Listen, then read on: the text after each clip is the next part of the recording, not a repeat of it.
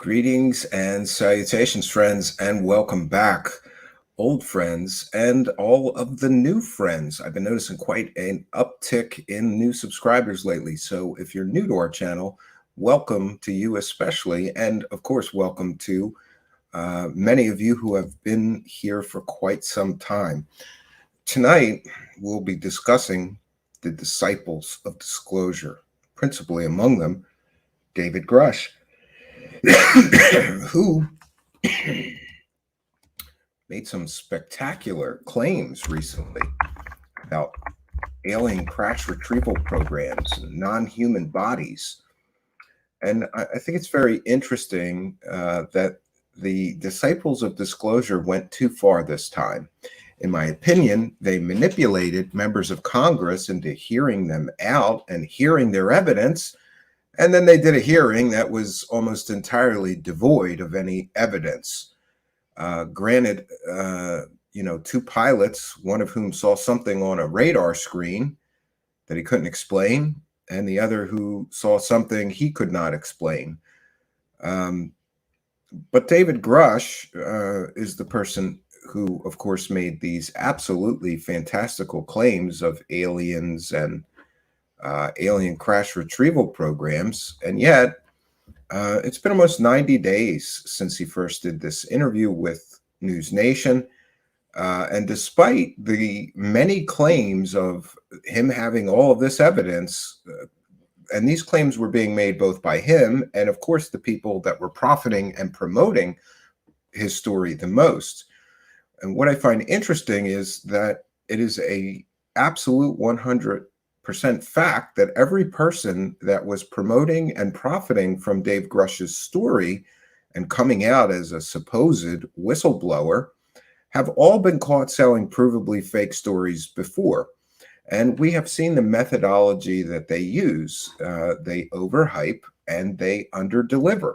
Inevitably, they overhype and sensationalize stories so much that when it comes time to actually show the proof that the story is a true story, they inevitably underdeliver, which always leads to the big letdown when people realize, oh, this is just a story. There's no evidence attached to this story, and there is no there.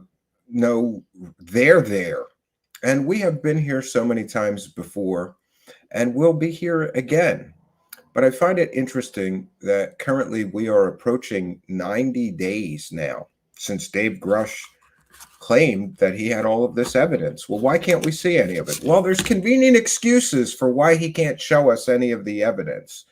And let me just be clear in saying that I do believe that there are abuses of power and money that take place within the black budget world.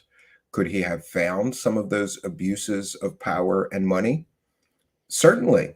But he is essentially claiming that people are stealing from the United States government to fund these UFO-related programs. And I can't say I disagree with that either. After all, it is my personal belief that Harry Reid and friends, Bob Bigelow and all of those guys, stole $22 million from the United States government and gave us a bunch of reports about werewolves and dino beavers and poltergeists, as well as UFOs happening at the famous Skinwalker Ranch, which I call the Skinwalker scam.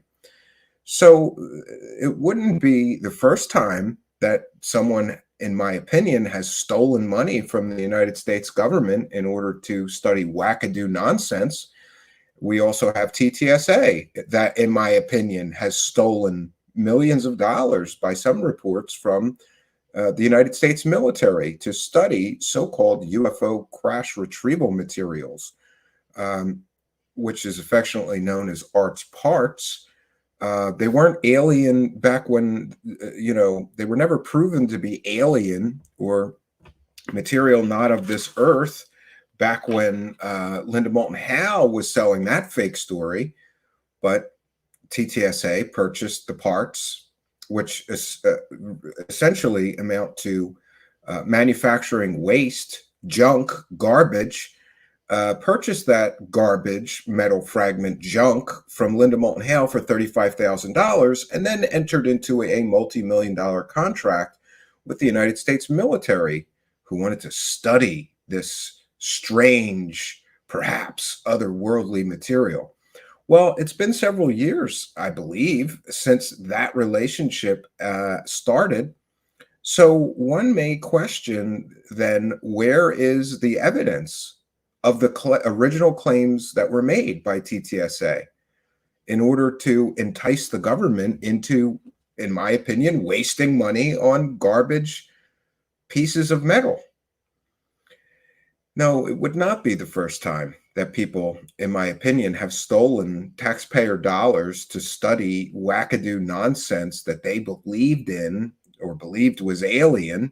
So perhaps Mr. Grusch uncovered just such a program where people were taking money from the United States government and studying whatever unidentified aircraft, drones, incursions into U.S. airspace by unknown aerial objects. It doesn't mean that that's proof of alien visitation on Earth. And this is the problem that I have. These people make huge fantastical claims, and then they get upset when people demand evidence for their huge fantastical claims. Now, one group of people who are not demanding evidence, and I think this group of people is the exact group of people that should be demanding evidence, is the disciples of disclosure. Um, I hear a lot of excuses for why Grusch can't show us any evidence. It's been almost 90 days. In 2 weeks, ladies and gentlemen, it will be 90 days since Dave Grusch has made these fantastical, out of this world claims of alien technology in possession, being possessed by the United States government, and even non-human biologicals or non-human bodies. Yeah, I would think that if he actually gave a bunch of people in the United States government proof that those things were true, it would leak and we would have heard about it. And yet it hasn't.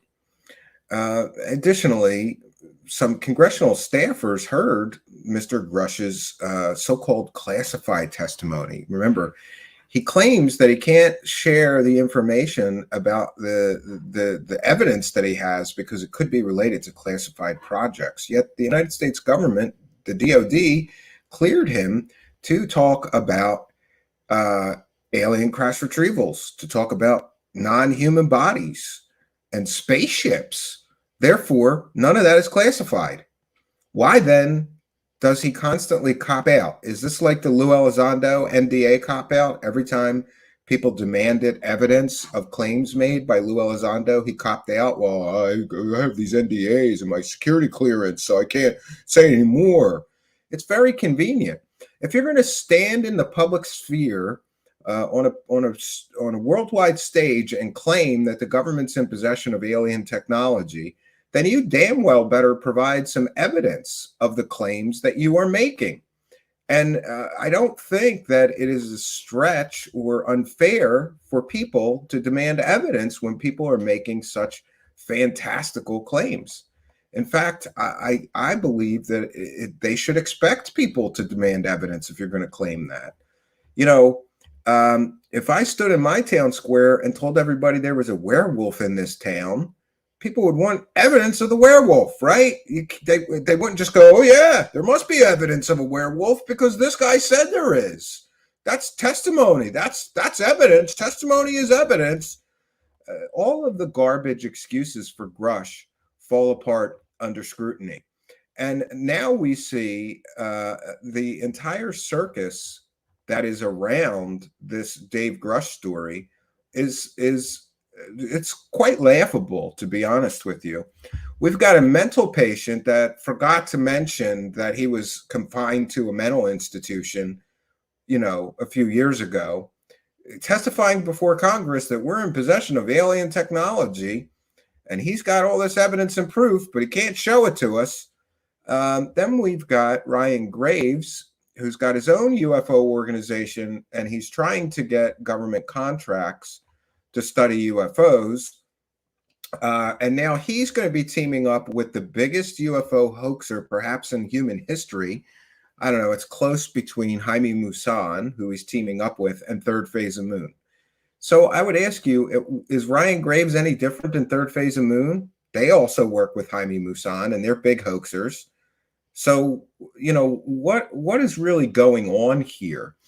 And then, of course, we've got David Fravor, who said that some of these people are just trying to make money and you shouldn't believe them, essentially.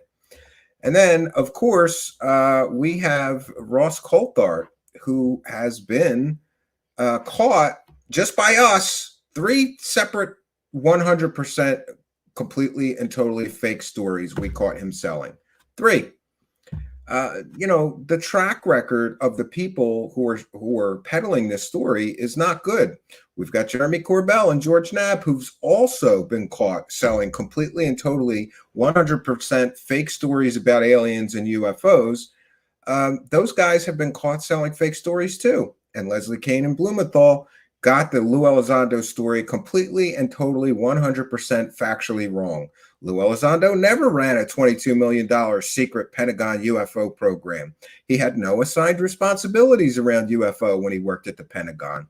Apparently, Lou Elizondo ran a Pentagon UFO program that was funded to $22 million in the land of make-believe. But none of this is supposed to matter. And if you're a disciple of disclosure, you have to just go by faith. The trust me, bro school of aliens are real, and the disclosure movement. In order to believe in this disclosure movement, you have to throw away all critical thinking. You have to ignore that all of these people have been caught selling 100% completely and totally provably fake stories before. And by the way, I'm not arguing with anybody on that point. Those are the facts. And you can cry and complain, right? Or make excuses for them. And by the way, why would you make excuses for someone who keeps deceiving you? Deceiving you in order to profit. And I get it. I talked to someone I'm friendly with today who's way on the disclosures, disciples side and a big believer. And he said, well, they're not hurting anybody. I never gave those guys any money, but you did. And he said, no, I didn't. I said, yeah, you did. No, I didn't. I said, have you watched any of their videos on YouTube? Oh, yeah, I watch all their videos on YouTube. Then you're giving them money. We live in an attention-based economy. And if these people can use deceit, deception, and manipulation in order to sell completely and totally fake stories with monetized ads on YouTube, in my opinion, it's a form of consumer fraud. And they are stealing from people because we live in an attention-based economy. The more attention that you pay these people, the more money they will continue to make. And it's just a sad but true world that we live in now, that if a person can generate attention on themselves by making absolutely fantastical claims, there will be some financial reward, regardless of the ethics or the ethical implications of making completely and totally false claims. And then, things get shady and murky very quickly. Does Dave Grusch know that his claims are false or without merit or without evidence? Or was he convinced by a group of UFO profiteering whores who sell fake stories constantly that all of this is real and he should become a front man and a thought leader? We heard a quote from him. He wants to be a thought leader in this space. Which to me equates to, I'm a guy that doesn't want a job. I just want to talk about UFOs and make huge tons of money. And we've already seen that Mr. Grusch had a documentary deal in place before he ever became a public figure. He already had a documentary deal in place. According to sources who heard the meeting that they had, Ross Coulthart, Gary Nolan, and Dave Grusch had with a Canadian member of parliament. They already had a documentary deal as of May 15th. So is this really about disclosure, or is this about making a lot of money off of stupid people? Is this really about disclosure, or is this just about those UFO dollars? Because let's be very clear, it is a billion-dollar industry selling stories about UFOs and aliens and spooky stuff. It is a billion-dollar industry. And I have become more and more cynical. And it's interesting. I was in a space with UFO Shane, and Lou Jimenez was there, and UFO Shane was having like a breakdown because he really thought this whole time that David Fravor was one of the good guys and an ethical person, and that he cared about disclosure. And then comes the stunning revelation that Ryan Graves will be working with literally one of the biggest UFO hoaxers in the history of UFOs. Scott Brown from In the Field did a graphic and showed 43, or was it 45, completely and totally fake stories that Jaime Maussan has pushed and profited from. I think the most famous one was the Nazca alien mummy stories, in which I don't know if Jaime Maussan paid off the people that did this, but somebody robbed a bunch of graves of human remains and bones and skulls and animal remains they got somewhere. And then they glued together an artificial creature, plastered it all up, made it look like an alien mummy. And Jaime Maussan made huge amounts of money pushing that story.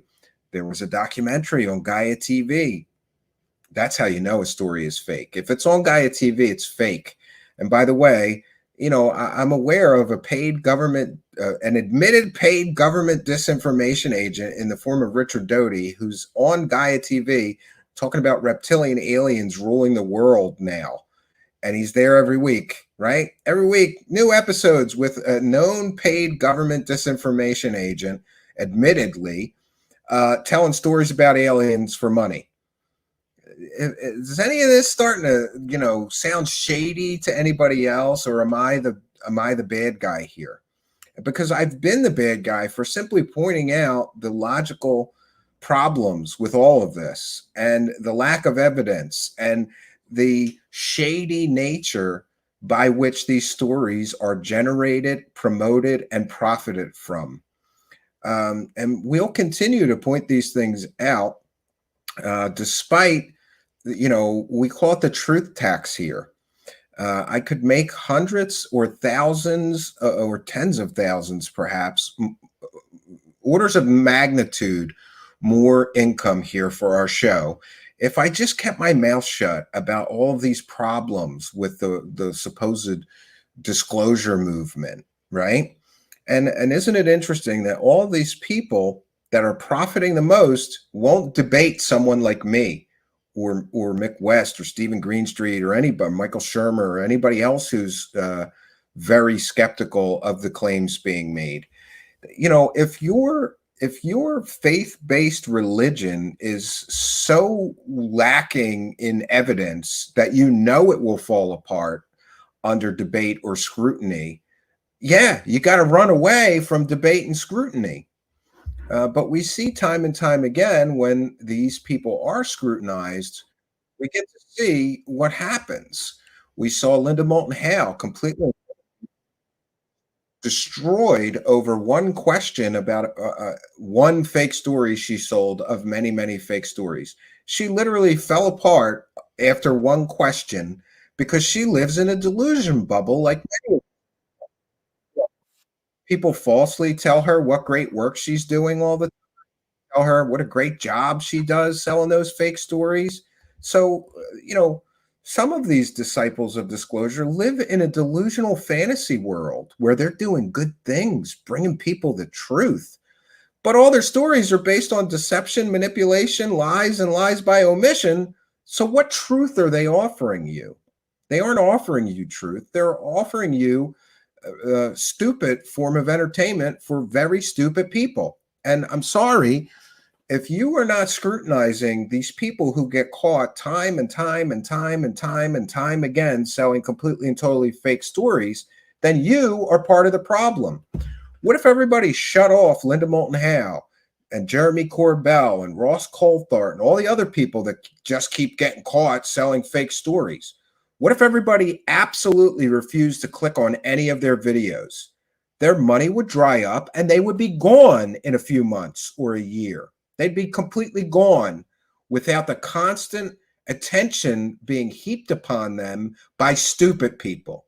So, sorry, not sorry. I blame a lot of stupid people for why these grifters are still here and why these grifters continue to take advantage of this entire subculture, and why they continue to profit unfairly, unethically, and if you ask me, illegally from 100% completely and totally fake stories. There reaches a point where it's not just lazy reporting, it's not just negligence. There reaches a point where it's very clear that these people do what they do, manipulating available data to sell the story. They do it on purpose. You mean to tell me that Jeremy Corbell investigated that flare story for 2 years and he didn't know that the government was dropping flares during a military exercise at the exact date and the exact time of that UFO sighting?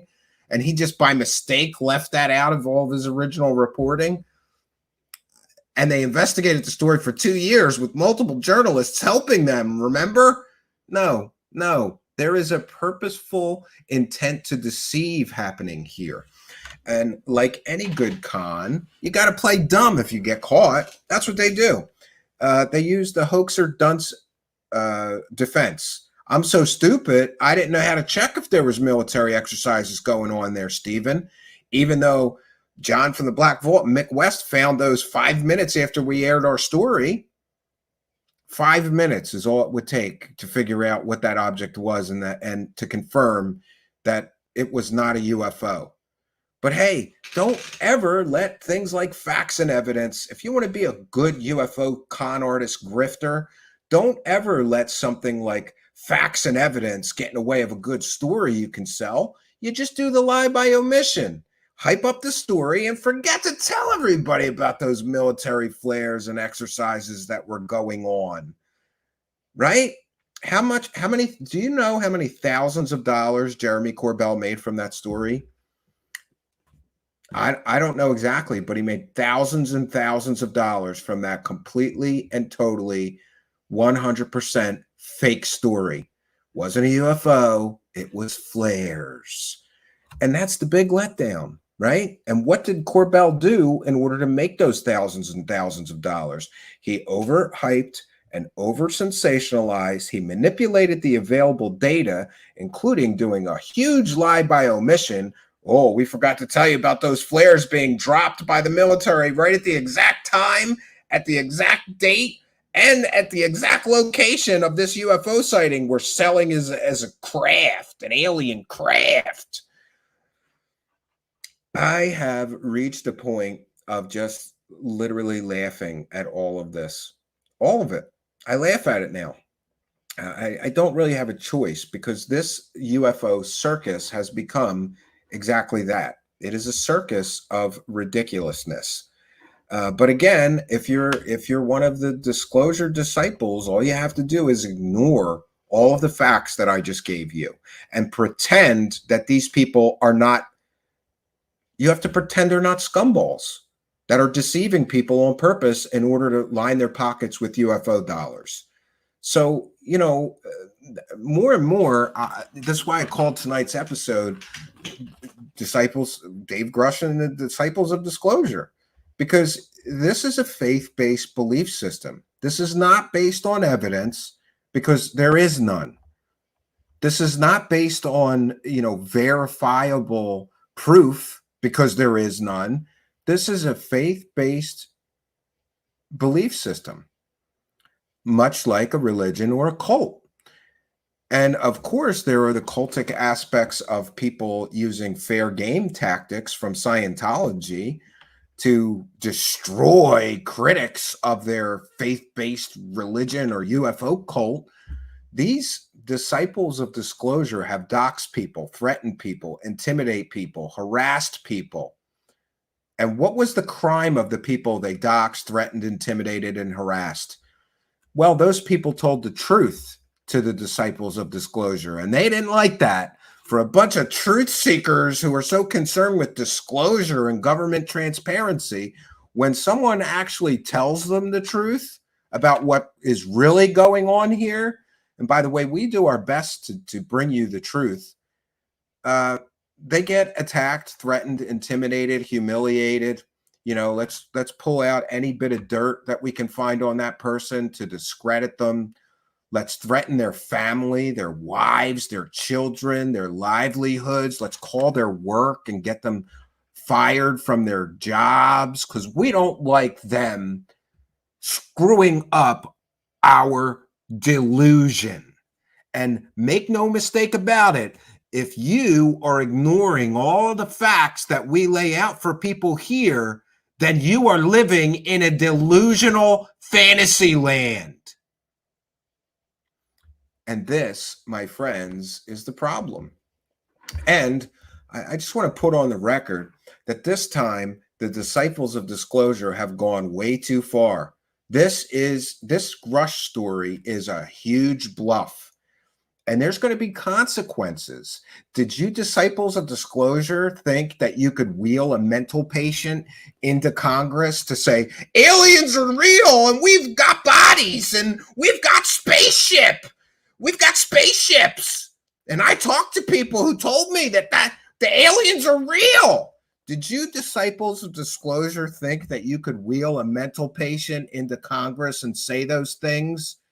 And then after almost 90 days, he still has not provided any evidence whatsoever for the claims he made in public to the public?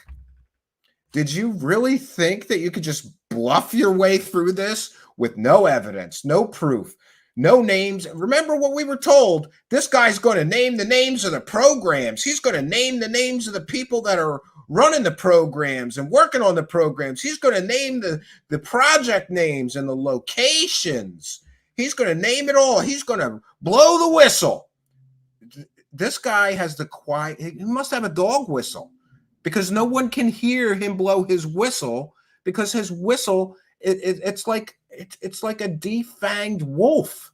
This guy is. He is like a defanged wolf. Declaw a wolf, defang a wolf. That wolf is no threat. David Grusch is zero threat. Let's go out on a limb here and say maybe he is right. Maybe the government does have possession of alien bodies and they're lying to us. They're hiding it. Maybe the government does have intact alien spacecraft and they're lying to us and they're hiding it. Well, what you need in order to break through and get actual disclosure and make them admit it is you need smoking gun overwhelming evidence that they have been lying to us. Smoking gun overwhelming evidence that they have alien spaceships, that they have alien bodies. And instead, what we get is Grusch, who is no threat to secrecy when he's not willing to put his own balls on the line here and break security oaths or whatever he has to do to show us the evidence or the proof. If he's so sure he has all this evidence or proof, why doesn't he drop it? Oh, here come the excuses. He's doing it the legal way, Stephen. Did Snowden do it the legal way? This man is no whistleblower. He's a mental case. And now you dummies who wheeled a mental case into Congress just screwed disclosure for the next 5 years. Because now members of Congress are essentially saying they're not doing any more hearings. This was an embarrassment, according to some members of the United States government. This entire hearing was an embarrassment to the government. Why? Because they let a mental patient talk about alien bodies and crash retrievals and aliens, and then the guy didn't have any evidence or proof that he could share. Oh, not in an open hearing. It's all classified. No, it's not classified. It's not classified. DOD said he could talk about alien bodies, crash retrieval programs, all of that. They cleared him to talk about that. Therefore, none of that is classified. Now, do I think perhaps he might have found some financial irregularity? Sure. They lose trillions of dollars a year, but that's not proof of alien bodies and alien crash retrievals or any of this stuff. There's no proof. He's shown zero proof, unless you count a pretty sure a case which most people that are serious researchers on this topic are pretty sure is a completely and totally fake story, because William Brophy was involved in that Italian Mussolini story. And William Brophy is a proven bullshitter who makes up stories for profit, money, and he wanted to become famous. He is responsible for the Trinity UFO hoax case that just embarrassed Jacques Vallée. One clue that it was a fake story would be that Paulina was his co-author. She believes everybody. She believes Bob Lazar and Billy Meyer and Jonathan Reed and all of the for David Adair. She believes all the frauds. So his only proof that he offered were some quite likely hoaxed documents. And of course, that story came from Lou Elizondo. So where is his evidence? Where is his proof? Where did he become so clear?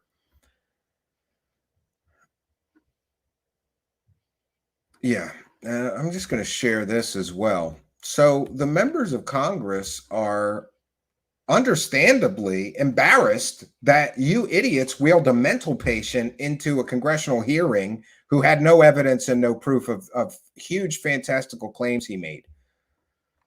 For 3 years, says Lou reviews, we were told and encouraged to contact and push the importance of UFOs to this committee when it comes to disclosure.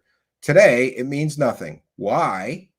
Because the HOC wants nothing to do with dubious claims made by unreliable narrators. FYI, Schumer doesn't care. The Senate Majority Leader spearheaded UFO legislation, and some folks are saying Congress is stepping back because one committee in the House can't have another hearing. Yeah, that's the important committee that we were all told we had to pressure for disclosure. And now these disciples of disclosure have embarrassed the people involved with this congressional hearing so much that they want nothing to do with UFOs now. We may never get another committee hearing in that committee. We may never get another congressional hearing from that committee on UFOs. Why? Because you clowns, you disciples of disclosure, wheeled a proven mental patient into a congressional hall to tell fairy tales about aliens and alien bodies and offer zero evidence and zero proof. Oh, and you forgot to tell everybody that guy was a mental patient before you wheeled him in there, right? So then after the hearing, it comes out that he's a mental patient. And now everybody that participated in that hearing, all the Congress people look like idiots. Why didn't they vet him and know that he was a mental patient? So now they're all embarrassed and they're all taking a huge step back, hands off the UFO topic. We don't want to talk about UFOs no more. Well, except for a few diehards like Tim Burchett, who, by the way, is launching his own UFO podcast, right? All profiteers and whores. This world is filled with UFO profiteers and whores, including Burchett. So this is where we are at, friends, and this is where we find ourselves. And the disciples of disclosure don't realize, they don't think that what they're in is a religion or a cult. But it is. And I found some interesting comments on that very thing from well-known skeptic Michael Shermer. So we're going to put our fair use banner up. This is a transformative work. We're educating the public and critiquing the video that we are sharing. This is being used for educational purposes. So certainly that is covered under fair use. This is a piece by Michael Shermer called Why Believing in Aliens is Religion in Disguise. See, a lot of these disciples of disclosure don't know they joined a cult, but they did. So one of my recent columns in Scientific American is what was called Sky Gods for Skeptics, or as I used to call it, aliens for atheists. Basically, the idea is that aliens and extraterrestrials in our imagination. We haven't found any yet, so they're all in our imagination. Yeah, that's an important part of the whole story. Aliens are imaginary so far. Until somebody proves 100% with smoking gun evidence and proof that other intelligent species exist in the universe outside of us, aliens are imaginary. Are often portrayed as these almost godlike deities. They're super advanced technologically, scientifically, morally. They've somehow overcome war and poverty and these sorts of things. And so I got to thinking about this. It's very similar to the religious impulse, which is that we're not alone. There is something out there more powerful than us. And that's a very good point. And by the way, I have been highly criticized for being a Christian, because people come to me and say, well, there's no evidence of that, Stephen. Touche. So, maybe I'm a cult member as well with a faith-based belief system. But so are you if you're one of the disciples of disclosure. Who knows about us and cares about us, who loves us. That's the kind of deep religious impulse. We're not alone. And that's the same impulse people get when they think about extraterrestrials. Even so, and the crux of my article in Scientific American was there was a new paper published that showed that people that have this longing, so there's variation in this. Some people have more of that longing than others. Those that have that longing but are not religious are more likely to believe extraterrestrials are out there. There you have it.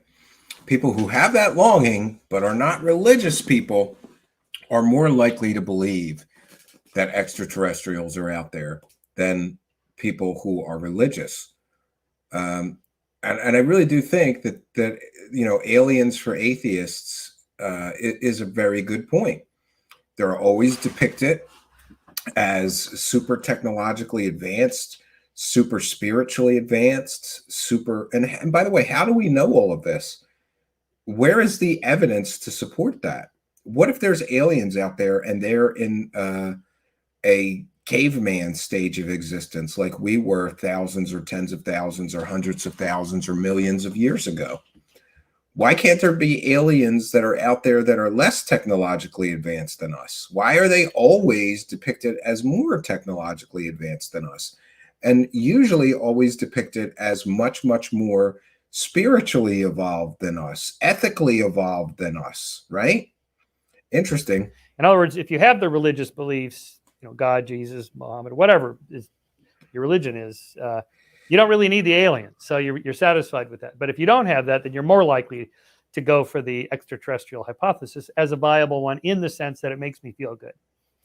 Because let's face it, religions have no more evidence for God than scientists have for extraterrestrials. It's all imagination and speculation based on reason and logic and arguments, but we still don't have any empirical evidence. So sure.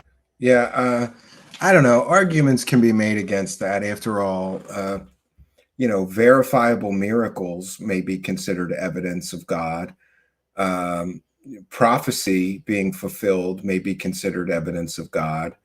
I don't know. I, for one, have a hard time with even the thought of atheism. Maybe it's just too ingrained in me growing up Catholic and having all that Catholic brainwashing. Some call it. They called it an education. I have a hard time wrapping my brain around atheism, and I look at the dials of the universe and how perfectly everything works. And I can't imagine that this vast universe was all just an accident and a perfect one. Short of that, I find it interesting that it becomes sort of an emotional appeal or a deep desire for us to feel like there's somebody else out there and I'm not alone. And let's face it, that does feel good. And there's nothing wrong with that. But we should always suspend judgment until we actually have evidence for this. We may be the only ones in the cosmos that are sentient beings. And if so, all the more reason we should care for our world and each other, because that would mean this is it. Yeah. So interesting thoughts from well-known skeptic Michael Shermer. He, by the way, he's very skeptical of religion too, not just aliens. So, but I think that's a fair assessment. I got in a lot of hot water for saying that there's more evidence. There's more evidence that demons are real than evidence that aliens are real. And I'm sure that people like to debate that issue with me. Maybe after you see my report on demons and demonology and exorcisms, you'll feel differently. See the available evidence and be aware of it all before you make snap judgments. It's always best to have facts in hand before putting mouth in gear. A much wiser man than I once taught me that. So back to all of the people pushing these fantastical fairy tales of Dave Grusch, and all have been proven selling fake stories. And then we have we have News Nation, who I try to add it up and I lost track at hundreds of thousands of dollars. Let's put that on the record. News Nation has made hundreds of thousands of dollars in ad revenue pushing this Dave Grusch story. I'm going to say that one more time. News Nation has made hundreds of thousands of dollars in ad revenue pushing these stories. And again, there's no evidence of Dave Grusch's stories being true. None. It's been 90 days. They're still pushing this story. Now, people are figuring out that they can make some extra money on their own too, because recently, Chris Cuomo, who's a disgraced journalist that got fired from CNN, isn't it great that all the people involved in this story are disgraced journalists that got fired or contracts not renewed? Ross Coulthard is a disgraced journalist from Australia. He's working for News Nation pushing this story and doing the interview. Chris Cuomo is a disgraced journalist who was fired from CNN. He's pushing this and defending this story as true, all with no evidence. And again, News Nation has made hundreds and hundreds of thousands of dollars pushing this story so far and has provided no evidence of Dave Grusch's claims. None. And in fact, I believe that they have purposefully manipulated the available data. We hear that line constantly from the disciples of disclosure, that the intelligence community inspector general found Dave Grusch's claims to be urgent and credible. Well, which claims did he find urgent and credible? Show me in writing that the intelligence community inspector general found Dave Grusch's alien body claims, alien spaceship claims, claims of alien crash retrieval programs. Show me in writing where the intelligence community inspector general found his alien claims, crash retrieval claims, alien body claims urgent and credible. He never did, and he never will. But yet, News Nation, Ross Coulthard, and all the disciples of disclosure keep repeating that lie. No, he found his complaints of retaliation urgent and credible, just as he finds every complaint he receives urgent and credible and worthy of investigation. So there's this purposeful manipulation of the available data, these layers of deception that are used to sell this story at all costs. We want to thank Local 556 for a kind and generous $10 super chat, who says, UFO believers often support known hoaxes and hoaxers, while skeptics consistently make accurate predictions time and time again. Why the unwavering confidence? The answer, this is an IQ issue. I try to be kind, Local 556, and I try to stop using the term stupid people. For a while, I was using the term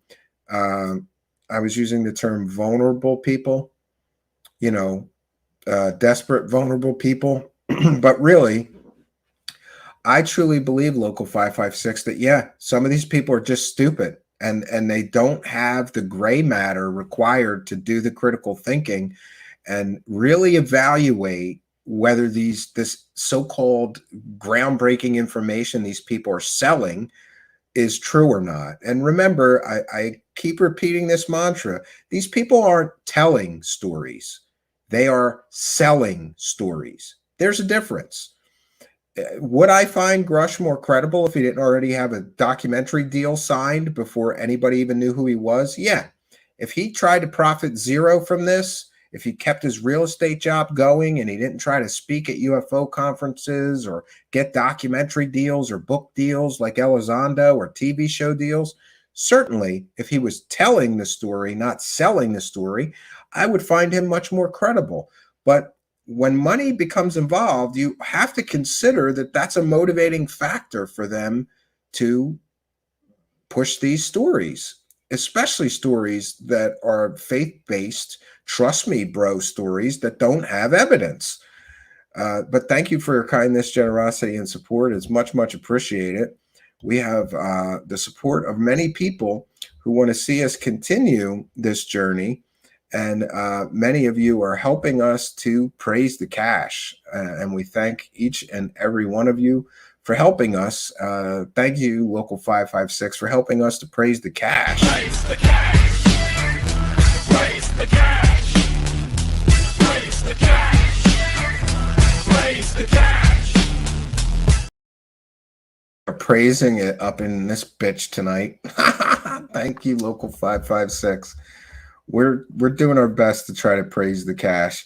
If you're just joining us, we're doing a special report on Dave Grusch and the Disciples of Disclosure. We want to thank each and every one of you for joining us. I'm looking at the live chat and I'm kind of confused by the conversations being taken place, but it is what it is. All right, we're going to get into, yes, John Punch says, show me the money. Yes, absolutely. So we're going to get into, I mentioned that people are figuring out that they can make money on their own too. So it's not just News Nation, who, by the way, is owned by Nexstar Media, who also has ownership stake in George Knapp's Mystery Wire and George Knapp's local news station that George Knapp works for, and also owns, you guessed it, News Nation. They've made collectively probably millions of dollars off of the UFO topic. Millions of dollars in ad revenue. So when we get into a situation where the potential to make millions of dollars exists, do you think that maybe people's, ethics might go out the window a little bit? And if you can't even imagine that or acknowledge that as a contributing factor to the plethora of completely and totally fake stories that are being put out and pushed and promoted, then you're probably a disciple of disclosure and you don't care. It's interesting that Mr. Grusch came out and just confirmed what the disciples of disclosure all already believed, right?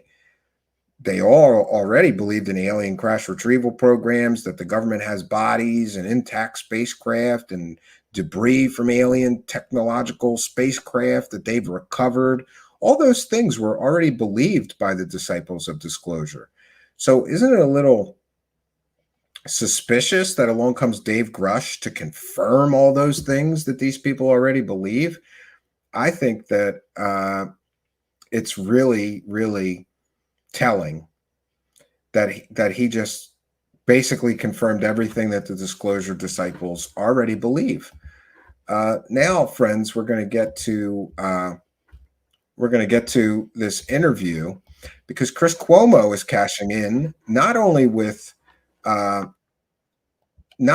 News Nation, but he's also cashing in on his own because he has his own podcast now, the Chris Cuomo Project, and he's going to bring alleged UFO expert Jeremy Corbell on, so he too can cash in on and get some UFO dollars on his own outside of getting paid through News Nation. So how much money has Chris Cuomo made off of this story so far? Tens of thousands, hundreds of thousands of dollars, perhaps? I would venture to guess that Chris Cuomo has already made hundreds of thousands of dollars off of this story. Could that perhaps maybe be influencing his complete and total support of the story?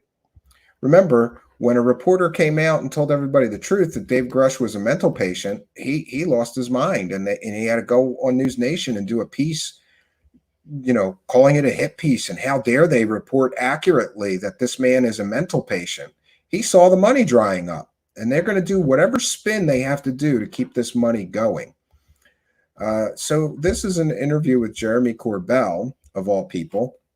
And, that's another thing. Jeremy Corbell puts himself out there as a UFO expert. The guy doesn't know the difference between flares and an alien spacecraft. The guy doesn't know the difference between a real government scientist and a convicted pimp fake scientist. But he's an expert. He doesn't know the difference between a camera artifact and a pyramid-shaped spacecraft. But he's a UFO expert. And again, with the massaging of the data, all these people profiting from the Grusch story and UFO stories in general, they bring in Jeremy Corbell and call him a UFO expert, but they forget to tell you that he has been caught selling 100% provably fake stories time and time and time and time again. Would any audience take him seriously as a so-called UFO expert if they knew that he keeps getting caught time and time and time and time again selling completely and totally 100% fake made-up stories? No. And an example that I think of is, UFOs is the only field of study, I suppose, where you can just declare yourself an expert. If you want, you could just say, I'm a UFO expert. And you are. In any other field, whether it be religion or archaeology or, chemistry, I don't know, rocket propulsion, aviation, if you're going to call yourself an expert, you need some kind of education and credentials in that subject matter. But UFOs, you could just say you're an expert, and you are. Even to stupid people in the media that don't check and find out that you keep selling fake stories. And that's another issue. What if I just declared myself an expert in archaeology, and then I constantly was clickbaiting and selling completely and totally fake stories about my archaeological discoveries that all turn out to be fake? Would the news media have me on as an expert on archaeology, knowing that I keep getting caught selling completely and totally fake stories related to archaeology by clickbaiting and faking evidence or massaging data to pretend the evidence suggests one thing when it really is nothing extraordinary? Of course not. But somehow Jeremy Corbell gets a pass for being a bottom-feeding, garbage-peddling bullshitter. That's all you can call him. He's a bottom-feeding, UFO profiteering whore that keeps getting caught selling completely and totally fake stories. Why is he on CNN as a UFO expert or anywhere as a UFO expert? If I was a producer of a television show, I would laugh if somebody suggested that we bring on Jeremy Corbell as an expert. He's an expert in garbage peddling. He's an expert at manufacturing completely and totally fake stories about UFOs and aliens. He's an expert at making millions of dollars off of a completely and totally fake convicted pimp, fake scientist with a fake education. He's an expert at deception and manipulation and clickbait and over sensationalize and under delivering on so many fake stories. That's what he's an expert at. He's not an expert on UFOs. If he was, he would know the goddamn difference between flares and a spaceship. All right, I'm getting upset. I'm going to lose my temper here. My level of cynicism and frustration is reaching epic levels, right? I sit back and I watch this UFO circus, and I cannot believe what bullshit people believe. I've reached a point now where it is completely and totally unbelievable, and nothing displays that point better than a recent post by, speaking of the UFO circus, we got the UFO circus update today. And here's some more 100% completely and totally facts that you disciples of disclosure have to put your blinders on. Oh no, shit! He's telling the truth about all this nonsense. We can't listen. We can't see. And make sure you attack him. Make sure you attack him and threaten him and intimidate him, dox him, bring up some shit posts that he did from 18 years ago, right? And say he's a racist or a Nazi or this or that, right? But Stephen Greenstreet nailed it in this post. This is the UFO circus update. 2 UFO celebrities who promote fake UFO stories are considered, quote, experts and witnesses, unquote, by Congress. Congress UFO witness number 1, who never saw a UFO, is now pairing up with an infamous UFO hoaxer who has faked dead alien mummies. Congress UFO witness number 2, who never saw a UFO, had mental health issues and is connected to crazy ghost hunters. Yeah, he's connected to all the crazies from Skinwalker Ranch. You know, the people who thought werewolves and poltergeists followed him home. In fact, one of those guys was his boss. His boss thought poltergeists and werewolves followed him home and haunted him and his wife, right? Great. Congress UFO witness number 3, who saw a UFO for 10 seconds 19 years ago, thinks some of the sources that his own testimony is based on are, quote, just trying to make money, unquote. Congressman 1, who believes in Bigfoot, thinks aliens are real because they're in the Bible. Congressman number 2, who thinks the 2020 election was stolen, thinks he saw an alien spacecraft.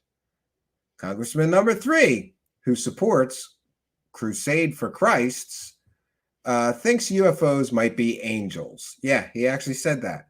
Senator number 1, who spearheaded government UFO hunts, now thinks the UFO whistleblowers might be crazy. That's right. Senator number 1, who spearheaded government UFO hunts, now thinks that the UFO whistleblower might be crazy. Senator number 2, who also spearheaded government UFO hunts, now thinks the UFO whistleblowers might be making it up. Senator 3 has created far-reaching legislation on UFOs based on his legacy of a paranormal enthusiast who funded ghost and werewolf hunts while looking for evidence of his Mormon God. Most congressional leaders have either not heard of any of this or don't care. When asked if she thinks aliens are visiting Earth, a NASA director recently laughed out loud and said, absolutely not. So there's an update on the UFO circus. Isn't it great? Now we're going to get to this interview. This is fair use. This is a transformative work. And I love how Chris Cuomo is all of a sudden a deep thinking expert on other species in the universe and aliens and UFOs. Suddenly he's a goddamn expert. And then who does he bring on to be his expert? A garbage peddler, right? So we've got a disgraced journalist pushing UFO and alien stories with a known hoaxer. I would call Jeremy Corbell a hoaxer. He had to know that last story was flares. So he hoaxed a UFO story to make money. If you don't want to call him a hoaxer, then Jeremy Corbell is just the world's worst UFO expert on planet Earth. Ooh. There's no such thing as a UFO. There are only known objects and unidentified sources of transparency in our government. I'm Chris Cuomo. Welcome to an episode of the Chris Cuomo Project. I don't even know what the hell he was saying there. We are going to the heart of what matters most today. And I know you're thinking, what? I thought you were going to talk UFOs again. And I was like, oh boy, really? Boy, do you have it wrong. I hope you subscribe. I hope you follow. I hope you watch on News Nation. I'd love to know who does his editing too, because it is cringeworthy jump cuts. And also, this guy couldn't put an original thought together if his life depended on it. If he had an original thought, it would die of loneliness. He basically just watched a bunch of Jeremy Corbell, and he's going to repeat Jeremy Corbell's talking points.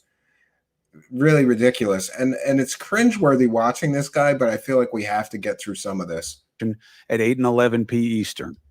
And if you're a free agent, check out that merch. You should be paying a lot more attention to the UFO hearings, and not simply Yeah, why isn't nobody attacking him for selling T-shirts? But I get attacked almost an awful lot for selling T-shirts because of a fascination with little green men. Although I don't know where the arrogance comes from anybody saying there's no way there's any other life anywhere. But there's no such thing. Yeah, and that these are stupid talking points, because how many people have you heard say there's no way there's intelligent life elsewhere in the universe? I haven't heard almost anybody say that. I've heard people say there's no proof of intelligent life elsewhere in the universe to date, but I don't hear people making sweeping absolutist statements like there's no way there could be aliens anywhere else. So it's almost as if they just make things up to fit their talking points. Thing is unidentified flying objects and whether or not they exist. Of course they exist. That's the object part.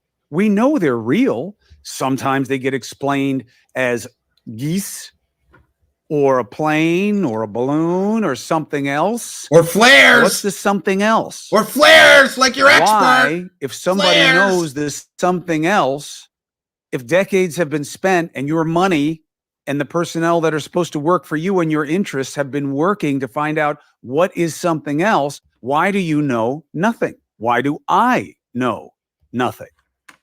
That's what this is about. Well, I would think Chris Cuomo knows nothing because he's an idiot. But, you know, poor little rich boy. This guy never had to work a day in his life. And I'm sorry, but working at CNN is not a job, right? He anchored the news for like an hour a day.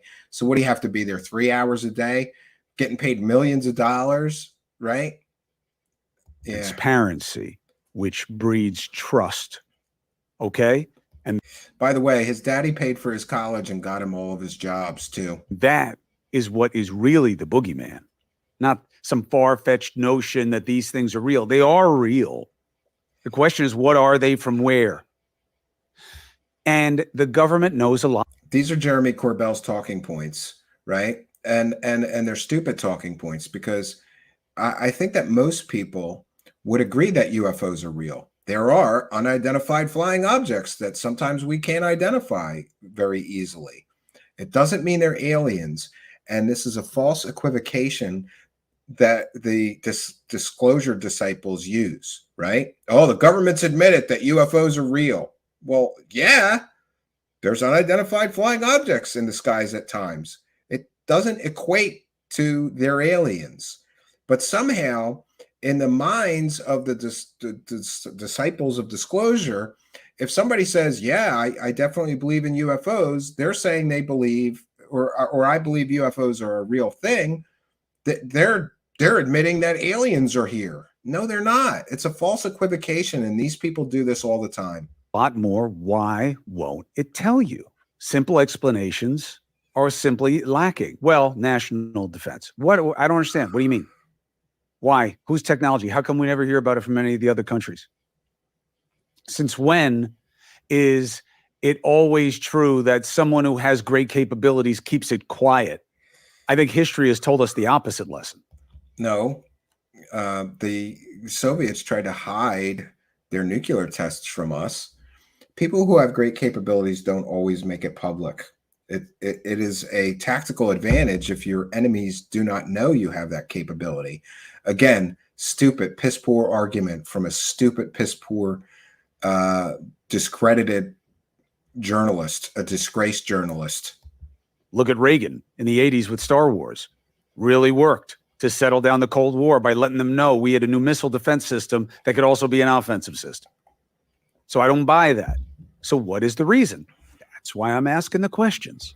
Well, one of the reasons that the disciples of disclosure never take into account is that the government may not know anything more about unidentified flying objects than we do.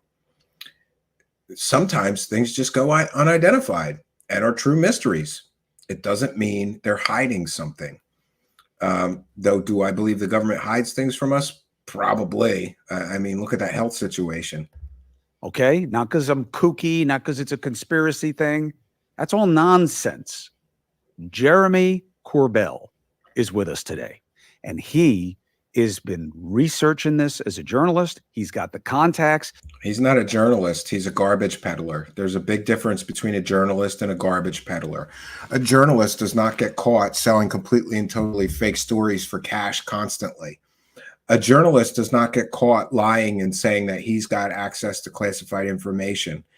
A journalist doesn't get caught pimping a literal pimp out there as a government whistleblower, former government scientist, when neither of those things can be proven. A real journalist doesn't do that. A garbage peddler does. So let's just be clear. Jeremy Corbell is not a journalist. He's a garbage peddler. That helped precipitate the hearings we just saw. Yeah, he helped wheel a mental patient into Congress and make this entire subject matter the subject of ridicule again. Great job, Jeremy. And he has a great way of relaying why you need to care. Jeremy Corbell.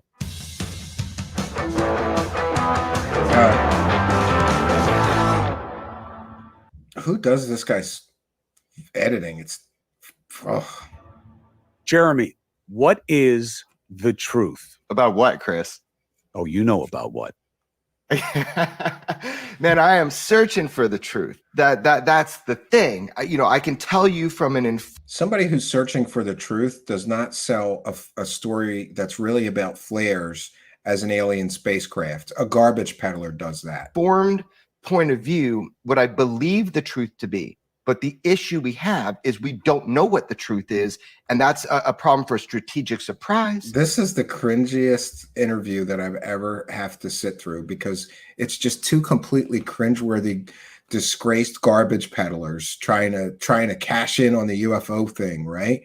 And it's already up to, let's see, 200,000 views. Great. So, yeah. We're talking about UFOs. UFOs, unidentified flying objects, now currently known as UAP. It's the same thing, unidentified anomalous phenomena. That's what they call it now. That's what we're talking That's the about. CIA calls So what's it. the truth on that? That's what we're all trying to figure out. Now, I've got an informed opinion, but it's an opinion, Chris. That's where they get us. And by the way, Chris Cuomo made somewhere between $1,200 and $2,500 so far on this garbage interview with a garbage peddler that sold a convicted pimp fake scientist as a former government scientist. They get us, and they try to limit us to little green men and make absurdist notions. And look, that part I think is very easy to deal with. I want anybody who I know, believes Robert, in God it's ridiculous to tell me that it's nonsense to believe that there is the potential for life beyond our own, and swallow that arrogance while making the same choice to have faith in a higher power. So for me, that's the beginning and the end. Do we need proof? Of course. Otherwise, we wind up in the same place we are with faith. With you never. Yeah. Do we need proof? Of course we need proof. Then why would Chris Cuomo get 100% behind Dave Grusch, a mental patient, telling stories with absolutely no proof or evidence of his claims?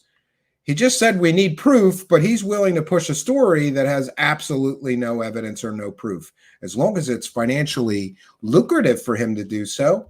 You never prove it. Here, it's about science. But for me, it's about transparency. Cringe and off. The idea Yeah. of, well, you don't know, so why are we even talking about this? No, the question is why I don't know. Exactly. And the amazing who gets Mystico. to say Yeah. what I know and I don't know. That's what this is about for me. And I hope that Yeah, the because country it's a prop. can understand the two different ideas here. Whatever we learn, we learn. Communist News Network. Oh, no. But their desire to not tell us for the bullshit reason of national security. Yeah, because that really hurt us during the Reagan years with Star Wars. They talked about what we were doing, and it totally changed the Cold War dynamic, where everybody gave America a couple of notches more respect because of what we were working on. So the idea that they can't talk. Yeah, the idea that they can't tell us, again, that's his opinion. Did they tell us about stealth when they first developed it? Did they tell our enemies about stealth when they first developed it? We didn't know that they had stealth aircraft for what, 20 years until they finally revealed that? Talk about our abilities is a non-point. But where do you think we've gotten with these hearings? Are we on the road? Yeah, and by the way, we've just described to you that some of the people involved in those hearings think that Dave Grusch is crazy, and that some of the people are just making this stuff up for profit or other reasons, and they've essentially washed their hands of the UFO topic, thanks to UFO profiteering whore Jeremy Corbell wheeling a mental patient into Congress to testify about alien bodies and alien spaceships, and then offer absolutely no proof or evidence of it. And Jeremy Corbell knew the guy was a mental patient, but forgot to tell everybody that when he was selling the story, just like he forgot to tell everybody about the flares when he was pushing the flares as an alien spaceship. Convenient. And now Corbell is gonna try to spin those congressional hearings as really big and important. No, they weren't. They made this subject the subject of mockery again, because you guys, you disciples of disclosure, wheeled a mental patient into the halls of Congress to testify about alien bodies, but then offer no evidence or proof of alien bodies. It's laughable what they did. It's quite possibly the biggest UFO or alien bluff ever. The biggest bluff, or one of the biggest hoaxes since the alien autopsy hoax. At least that had evidence. Their evidence was fake, but they had some evidence, and it took a while for that story to come crashing down once people analyzed the evidence. But these guys are smart. They just put a storyteller out there, called him a whistleblower. He told all kinds of stories about aliens and offered absolutely no evidence, so that people could neither prove or disprove that his claims were true or false. Very convenient. And if you ask me, a purposefully constructed grift designed to make sure that it couldn't be debunked. Okay, so jumping right in, we can do that, but let me just give you an analogy, man. Germs are real, so are UFOs. It's as simple as, until we catch up, this is not magic. It appears like magic, but until we catch up scientifically. Yeah, and here's the arguments, right? Oh, these things defy the laws of physics. You can't show me any tangible evidence or proof that they defy the laws of physics. You can't. But people say that all the time. Oh, they appear to be like magic to us. Prove it. Show me sensor data. Show me radar tape. Show me evidence that they defy the laws of physics. They never do. It is research by proclamation. And somebody is mentioning that Mr. Corbell's safe has the hinges on the outside, which would be the stupidest safe ever, because you could just smack those hinges with a sledgehammer and get that door right open. So this is just a prop behind him. Look, I've got top secret files behind me. Sure you do, Jeremy Corbell. And with our material science, we need to try to fight to explain how there are craft of unknown origin that seem to be able to function. They do function in our world with a lack of our understanding scientifically of how they can propel themselves. So the bottom line here is, it's not a question anymore. Here we go again. No visible means of propulsion. I'm not sure if you're aware, but there are drone companies right now making drones that have no visible means of propulsion. And if there are commercial drone companies making those, what kind of drone technology do you think the black budget projects have? More if UFOs are real, they're tangible, they're physical, or there is a physical, tangible aspect to it. However, just because we don't understand it yet, like before the invention of the microscope and our understanding of how, like, the common cold transmits, then we're in a place where we are blinded to the natural world. So we are going to have to eventually, we're going to have to write a new map, write a new story. Oh yeah, we're going to need a whole new science to figure this thing out. Well, what happens when you let existing science look at the evidence? They laugh at the disciples of disclosure for their piss poor fake evidence. about what it means to be human in a world that includes what we are calling UFOs. But to answer your question directly, I'm not sure where your audience is coming from right now. I don't Now he's going to talk down to the audience because he's a huge expert and he's fully informed of all this stuff, and everybody else is stupid. know how educated. That's part of the cult-like dynamic. Just pretend that everybody that doesn't share your particular belief system about this topic is an idiot. Talk down to them. Everybody is. So check it out. We had UFO hearings in Congress. These were historic. Why were they historic? They were historic because a bunch of UFO profiteering whores wheeled a mental patient with no evidence into Congress and made him talk about alien bodies. From that perspective, this was a historic hearing. You all made the Congress a subject of mockery. Look, they've got a mental patient in there talking about mental alien bodies, and he has no evidence and no proof. Back in the day, we had a couple hearings. It was always government suits sitting there, and they have the impetus to, they have the cause to try to shield the American and global public from truth. This was different. This was different. Claims of a United States government cover-up have been existing for decades. And again, I would submit to you, maybe they just don't know what some of these things are. The unexplainable cases are sometimes a true mystery. But just because something cannot be explained 100% doesn't mean it's aliens. And this is the jump that the disciples of disclosure make. I helped organize. If we can't explain it, it's got to be aliens. Now, of course, he takes credit. He helped organize this congressional hearing that made the subject of UFOs a mockery among congressmen and senators, made congressmen and senators make statements like these people must be either lying or insane. This was different because for the first time. Now we get a completely and totally lies here. Let me back it up just a second. The first time we don't have bureaucrats in suits with cause to lie and continue the cover up. We have direct firsthand, just impenetrable records of these individuals. Direct firsthand. No. David Fravor saw something for 10 seconds 19 or 20 years ago. Ryan Graves never saw anything with his own eyes, and Dave Grusch was repeating stories that other people told him. These are not direct witnesses. They are not. They're not witnesses.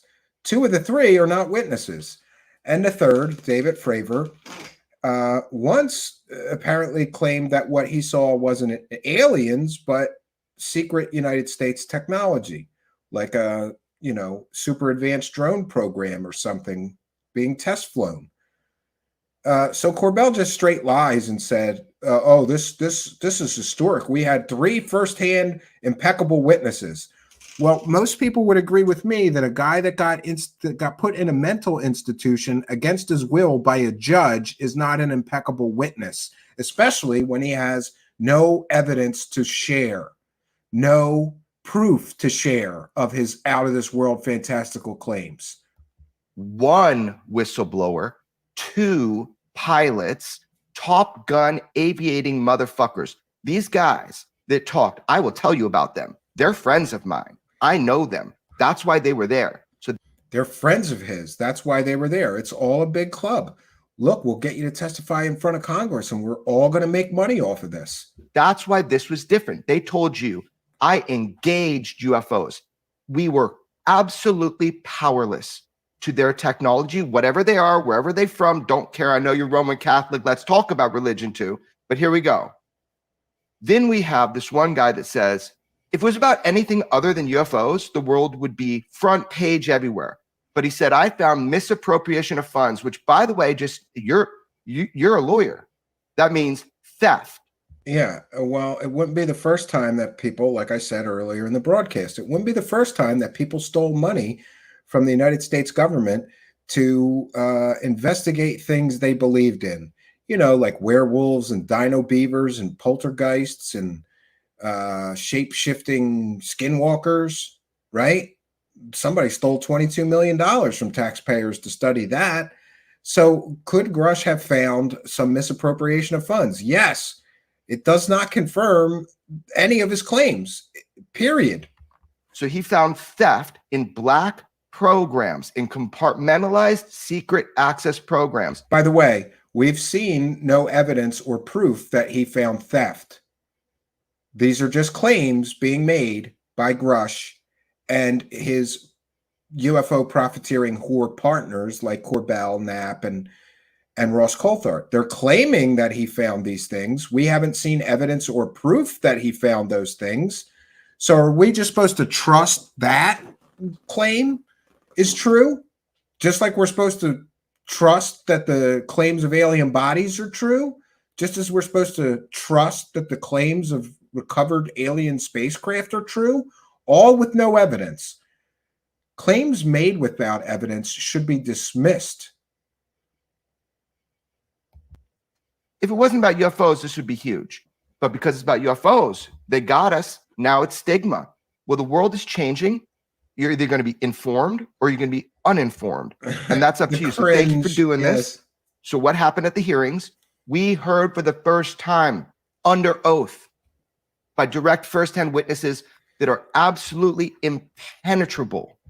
Direct firsthand witnesses that are absolutely impenetrable. Again, only one of the three people was a direct firsthand witness. The other two, Ryan Graves never saw anything with his own eyes. So he's not a direct firsthand witness. That's a factually inaccurate statement. David Grusch never saw anything with his own eyes.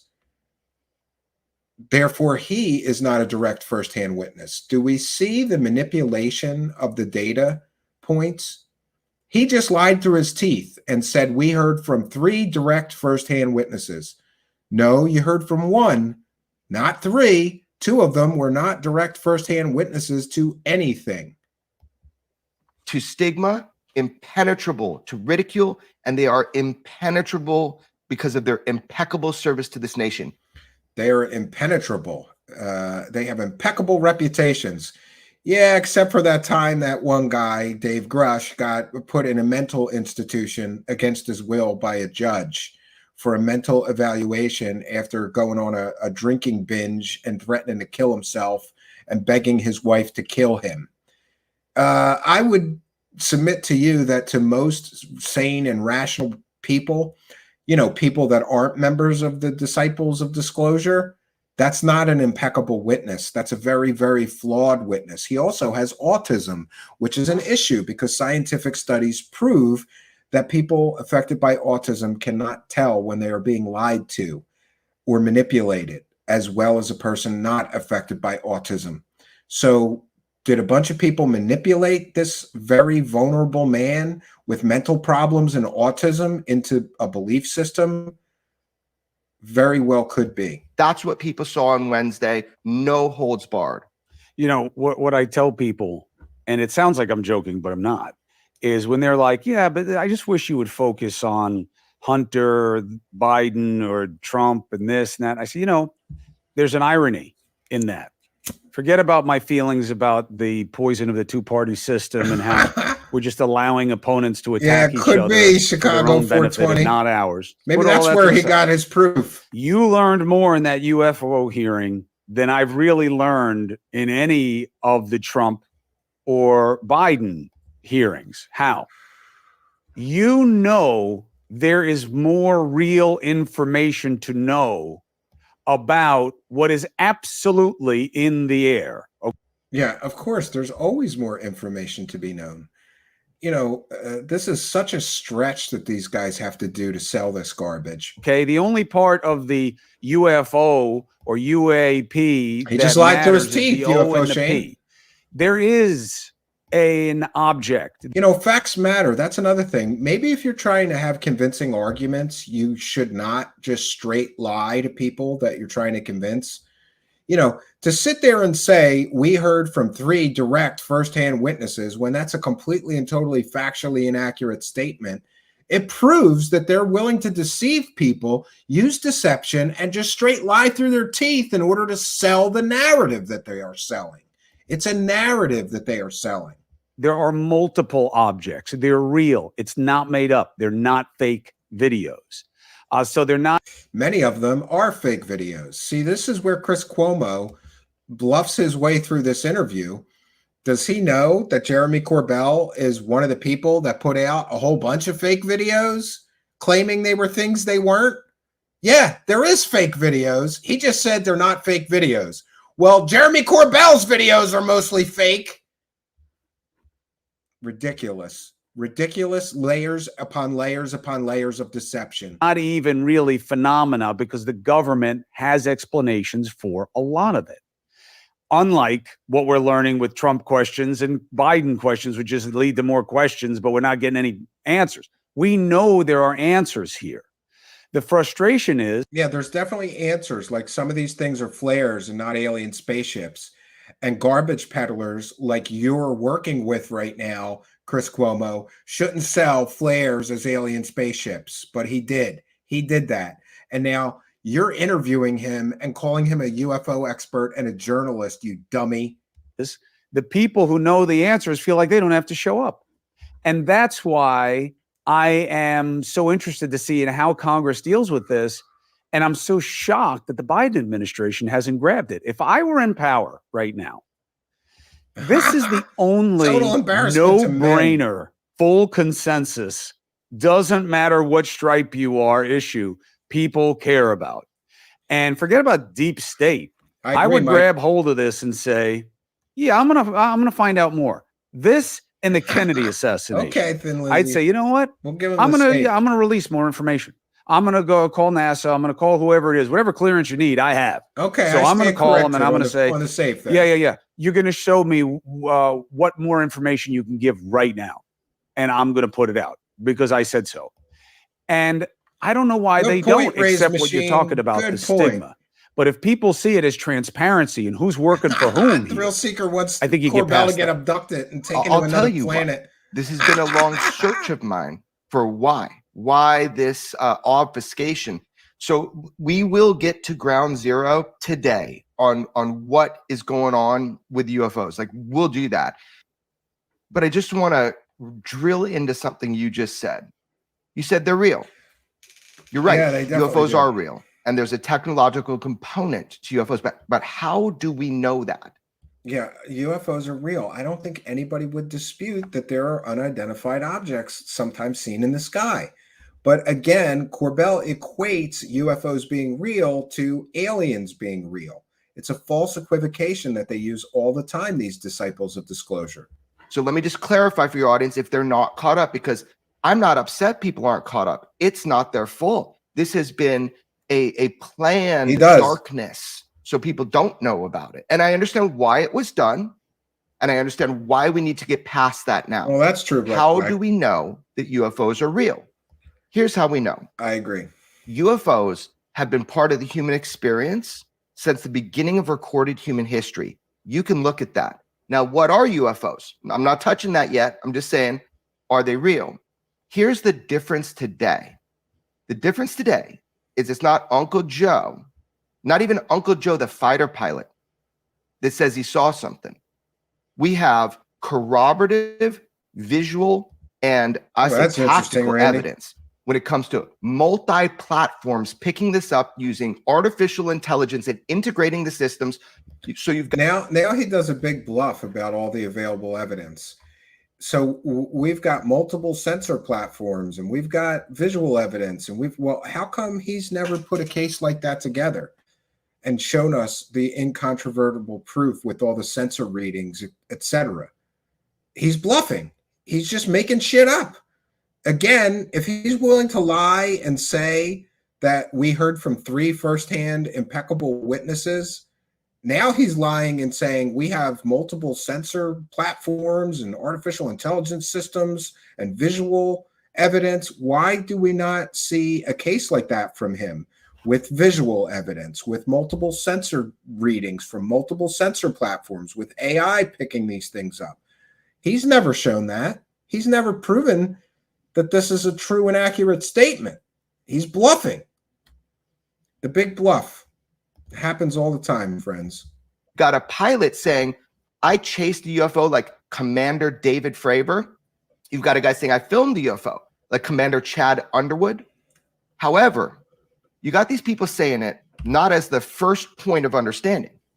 You have these people saying it because it's being picked up on multiple sensor platforms, from thermal to infrared to our weapon systems. And why don't we see all that sensor data ever? Why do we never see the sensor data? If that sensor data all exists, thermal, infrared, weapon system sensors, why do we never see the sensor data confirming that he's not bullshitting here? We never see it. People claim it exists, but we never get to see it. UFOs are real. They are physical and they are tangible. And that's why you know that, because we have evidence and we have proof. And now the question is, yeah, and his evidence and proof is things like flares being, dropped during military exercises. That's evidence to Jeremy Corbell. Bokeh camera artifact effects that make things, every light source within the frame, look like a triangle. That's evidence to Corbell. A convicted pimp fake scientist who, by the way, whose wife was a convicted murderer at the time, who had just declared bankruptcy and could have never gotten a job working for the United States government at the time. It was the height of the Cold War, telling stories. That's evidence to him. Grusch telling stories with absolutely no evidence. Well, that's testimony. That's evidence. The so-called evidence is so piss poor, we never get any real or smoking gun evidence or proof. But these guys love to talk about all the evidence they have. Why don't they show all this evidence instead of constantly talking about it and never showing it then? More bluffing. who are they? Where are they from? Who makes them? Where are their shops? What do they want? All the small little questions. But I'm glad we got there. The world is there now. We know they're real. Now we have the bigger questions to ask. Yeah, look, they wouldn't have the agencies. They wouldn't have the different black operations if they didn't need them. Nobody's going to waste their time on this kind of stuff. And the idea that, well, if we find out that these are some kind of Iranian or technology, that will hurt America. So, you really we can talk about that point. How much of the footage would be confiscated by official sources? NASA, on the record, shuts down feeds when bogeys pop up into frame. Well, I don't think they've ever admitted they do that, and it could be coincidence that the feeds go down. I do think that's rather suspicious. But it could also be that some of the things being filmed are a national security issue because they are top secret or black projects being flown out of Area 51 or other test sites, technology that is being developed, and therefore they wouldn't want videos of that new technology being shown. So sure, they may confiscate some things. But again, the evidence for alien visitation is so piss poor, but we have people like Corbell claiming that there's a mountain of evidence, but they never can show us that mountain of evidence. Instead, we get shit like videos of flares or bokeh effects, right? Or piss poor, grainy, still images that he claims are certain things with no evidence or proof that they are actually what he's claiming they are. No Bull Truth says plenty of unidentified things, most made by the people who gave Grusch the green light to disclose a nothing burger. Yeah, I would tend to agree with you. Shouldn't be even asking this. One, thanks, but no thanks. I'm out of the trust game. I'm in the trust but verify. Well, I didn't know that, Chuck Graham. That's interesting. Two, that's okay if it's from China and not from I agree, another planet. Patty. I that's not my concern. Would I rather it be from another planet?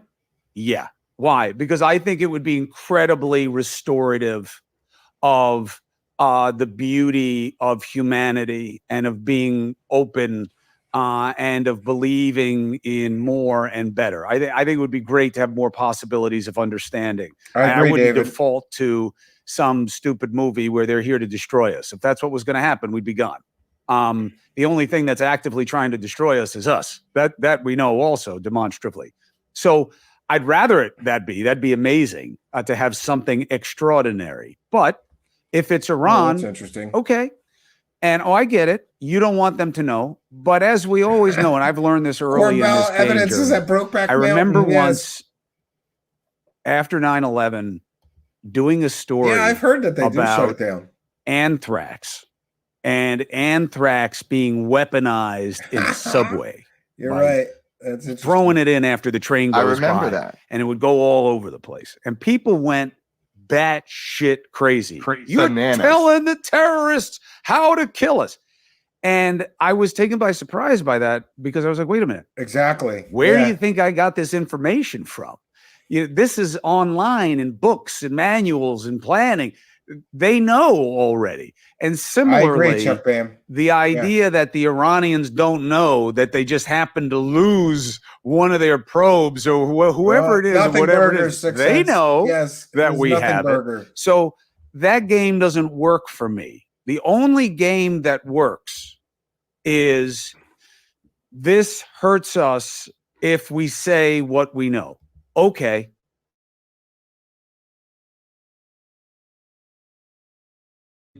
Tell Again them with the skiff. Everybody loves the skiffs all of a sudden.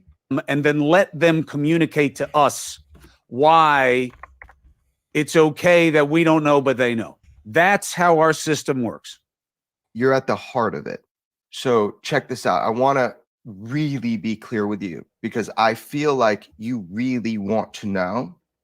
So you can communicate by leading by example. Let's talk about this. Oh, yeah, sure. Let's talk about this. Why do we know for a fact that this isn't China or Russia, or you said Iran? Like, how do we know that for a fact? We got to get there, ground zero. Let me give you a few points so you understand. Uh-oh. Points from Corbell. And your audience understands. So far, Corbell has provably 100% lied during this interview twice now. And we're only 16 minutes in. That's pretty bad ratio of making completely and totally factually inaccurate statements in a international interview available on YouTube worldwide. He provably lied twice already in this interview. We're only 16 minutes in. Understands. Because I don't know where your audience is at. So this is not China. Corbell's this is not pointless Russia. points. And sadly, this is not the United States. Another completely and totally factually inaccurate statements. It's already been proven that some of the alleged or so-called drone incursions into United States airspace over military vehicles were Chinese drones. Proven they were Chinese drones. He just said these aren't China. These aren't Russia. Sometimes they are China and sometimes they are Russia. We're up to his third completely and totally factually inaccurate statements 16 minutes into an interview With these vehicles. So again, these have been observed, like Lieutenant Ryan Graves talks about the cubes with spherical auras.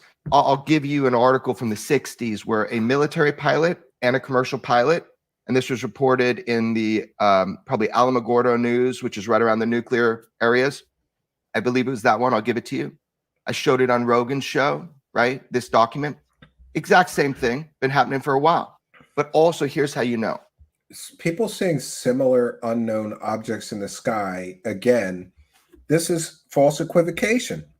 Well, somebody in the 1960s saw something like Ryan Graves described, which, by the way, could just as easily be a radar reflector as it could be an alien spaceship. But he forgets to tell you that there is cube within a sphere radar reflectors that, are filled with helium and float in the sky and are released by military people.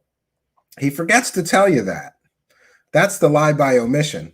I mean, I know because I talk with people who their jobs were to go on these ships. When I reported the 2019 swarms of UFOs over 10 Navy warships, and I have all the sources, all the videos, and I give that shit to the Pentagon, and I say, I'm running this story tomorrow.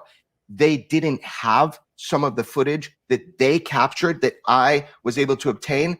they confirmed that what I put out was UAP. Now imagine my sources that allow me to understand these are not ours. These are not our black technologies. Great. Let's worry. Were they China's? Were they Russia's? We've excluded China. We've excluded Russia. Who excluded China? Who excluded Russia? He didn't exclude anything. Nobody excluded anything as a possible explanation. Unidentified means just that. That means they could be Russian. That means they could be Chinese. They could be from India. They could be from, Korea, for all we know. He did not exclude anything. That's the fourth completely and totally factually inaccurate statement that he's made 18 minutes in. He's already lied through his teeth 4 times. Because we're worried about strategic surprise and a leapfrog of technology. All you got to know is that in the 80s, George Knapp, my mentor in journalism, came back with classified documents during Glasnost and Perestroika. He's the only reporter that went over there, and he talked with the guys that ran the UFO programs, came back with classified documents at his own peril, and it got to mention your mentor, right? Your garbage peddling mentor. Yeah, he really taught you well to peddle garbage, Jeremy. You should be proud. You learned to peddle garbage, fake alien stories from one of the best fake alien garbage peddlers there is, who's been doing it for 30 years, selling provably fake stories. But to his credit, he did go over to Russia and get some once classified Russian documents describing UFO encounters. Doesn't mean that's proof of aliens visitation on Earth, again with a false equivocation. Exposed all of this, that they know they're not from here. They know we're researching. They know how many satellites we had dedicated to UFOs. Additionally, China has its own UFO study program, official government program. So does Russia. And they've been durational. If they're theirs, why are they studying them? In these documents, they say they know they're not ours. So let's dismiss that right now. He stole his earpiece from CNN. Yes. I've talked to pilots. They've been the UFO. I've talked to pilots and people have misidentified their craft. That's not what we're talking about. We're talking about the other machines. We're talking about machines that Commander David Fravor said outpaced, outmaneuvered, and outperformed his capabilities in the most badass FA-18, that he was a Top Gun head. No, in some cases, they are provably lying. Facts matter, Wirona Farm. He lied and said that in the congressional hearing, we heard from 3 firsthand witnesses. That's a completely and totally factually inaccurate statement. It's not just that I don't believe what he said. It's a completely and totally factually inaccurate statement.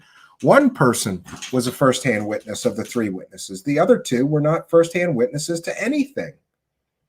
So, I think that language is important. And if you say completely and totally fake facts to support your arguments, I think that should be noted, that you're using fake facts to support your arguments. And if your arguments are so piss poor and you're building your arguments on a house of cards that includes lies, deception, and lies by omission, or just completely and totally factually incorrect statements like we excluded Russia and China, could have been them. Who excluded Russia and China? Nobody excluded Russia and China as the source of those drone incursions, period. And he even admits they're drones. They called them a drone swarm. So whose drones were they then? They had to belong to somebody, and drones are earthly technology, not alien technology. Of the Black Aces, this is the closest you get to Tom Cruise on planet Earth. He was powerless. The maneuverability, the material science, the capability was so far beyond. And by the way, this is a guy, he can't say it, but this is a guy that has a job right now that would know what we are projecting to do with our material science and our warfare machines for the next 30 years. That's his job right now. I can't say it, but he did. That is the position he has. So what we're dealing with, It made me sad. They're not ours. So now we got to figure out. How do we know they're not ours? We don't know they're not ours. Some of them remain unidentified, which means we don't know who was in command of said craft. Again, a complete and totally factually inaccurate statement. They're not ours. Well, you have to have evidence to prove they're not ours, and you don't. And, I, for one, find it a little bit suspicious that there's a drone testing base right near the Tic Tac sighting, where that Tic Tac sighting took place. There's a drone research base right near that location, right? But we're not supposed to consider that because that won't sell as well as a story about aliens. Whose are they? And I don't remember your original question, but I wanted to make sure your audience understands we got to get on the same page with what we know. We know they're not ours. There's only one box. We don't know they're not ours. And in some cases, they have proven to be ours. A completely and totally factually inaccurate statement. This guy just keeps lying to support his belief system. And that's how you know that the disciples of disclosure go too far. If they're willing to lie to people, lie through their teeth to pretend that this is all aliens, when we know it's, in some cases, it's drones. In some cases, it's balloons. His own mentor sold stories that he claimed were alien spacecraft that turned out to be a Batman balloon. He sold stories where he claimed it was an alien spaceship that turned out to be flares. This is laughable. This is laughable. And this man lives in a delusional fairy tale world. There's one box other than it's extraterrestrial. The only other box is what, interestingly, and I was a little surprised by this, not to sound mean, but I was surprised. AOC, I thought she was just making a straight I hate the man play when she was talking about corporations. But there is space, no pun intended, for that line of questioning here. Are these private corporations that are producing things that our government doesn't even know about? Not that they're government contractors. That very well is a good possibility. And maybe that should be considered before you go jumping straight to aliens among us like Corbell always does. Corbell's default position is it's aliens. Let's dismiss that now. Let's get there, because if that were to be the case, Elon Musk should get a refund, man. What's going on is, I will tell you this, I know for a fact, which is that anytime he says he knows something for a fact, he's probably lying. These programs, and I can prove it to you, Chris, if you want, these programs have been sequestered into private industry illegally as a way to avoid Freedom of Information Act requests on these technologies. I have personally spoken with people that have gone on record with me that have worked on non-terrestrial craft, not made here on Earth, as famously said in the New York Times by Dr. Eric Davis, who was read into a UFO programs for a weapon system. Yeah, this is great. So here he claims that he has on the record sources that told him they worked for non-terrestrial UFOs. They worked on non-terrestrial alien technology. And he has on the record sources. Great, great. Can we get their names so I can interview them and verify that you're not just making this shit up? Of course not. This is another huge bluff. If he had on the record sources confirming alien technology programs, why would he not publish them? Why would he not publish those sources? Why would he not publish a story and cite that source? This is anonymous garbage peddlers, right? This is what garbage peddlers do. When pressed and you really need to prove your point, use anonymous sources because nobody can prove you wrong. You can't prove that you're telling the truth, but nobody will be able to prove you wrong. It's another bluff technique that Corbell uses all the time. And notice that he mentioned Eric Davis, who claimed 3 years ago that the government was in possession of alien technology, and so far has not proven his claims. So is that his source, a garbage peddler? It's the wackadoo prover maneuver. That's when one person telling tall tales uses another person who tells tall tales to reinforce their own tall tales. Another method of deception. These are not our private industries as we know them. Nobody can replicate this technology with our current material science, which would require printing on the atomic level to create the metamaterials. And if people don't know what metamaterials means, this is another bluff. Huge claim. We can't recreate the material. Prove it. Prove it, Corbell. But he never does. Again, making really fantastical claims. So he's got an on-the-record source that's told him that we're working on alien technology, but he can't share the source. And, oh, by the way, we can't recreate these materials. Prove it, Corbell.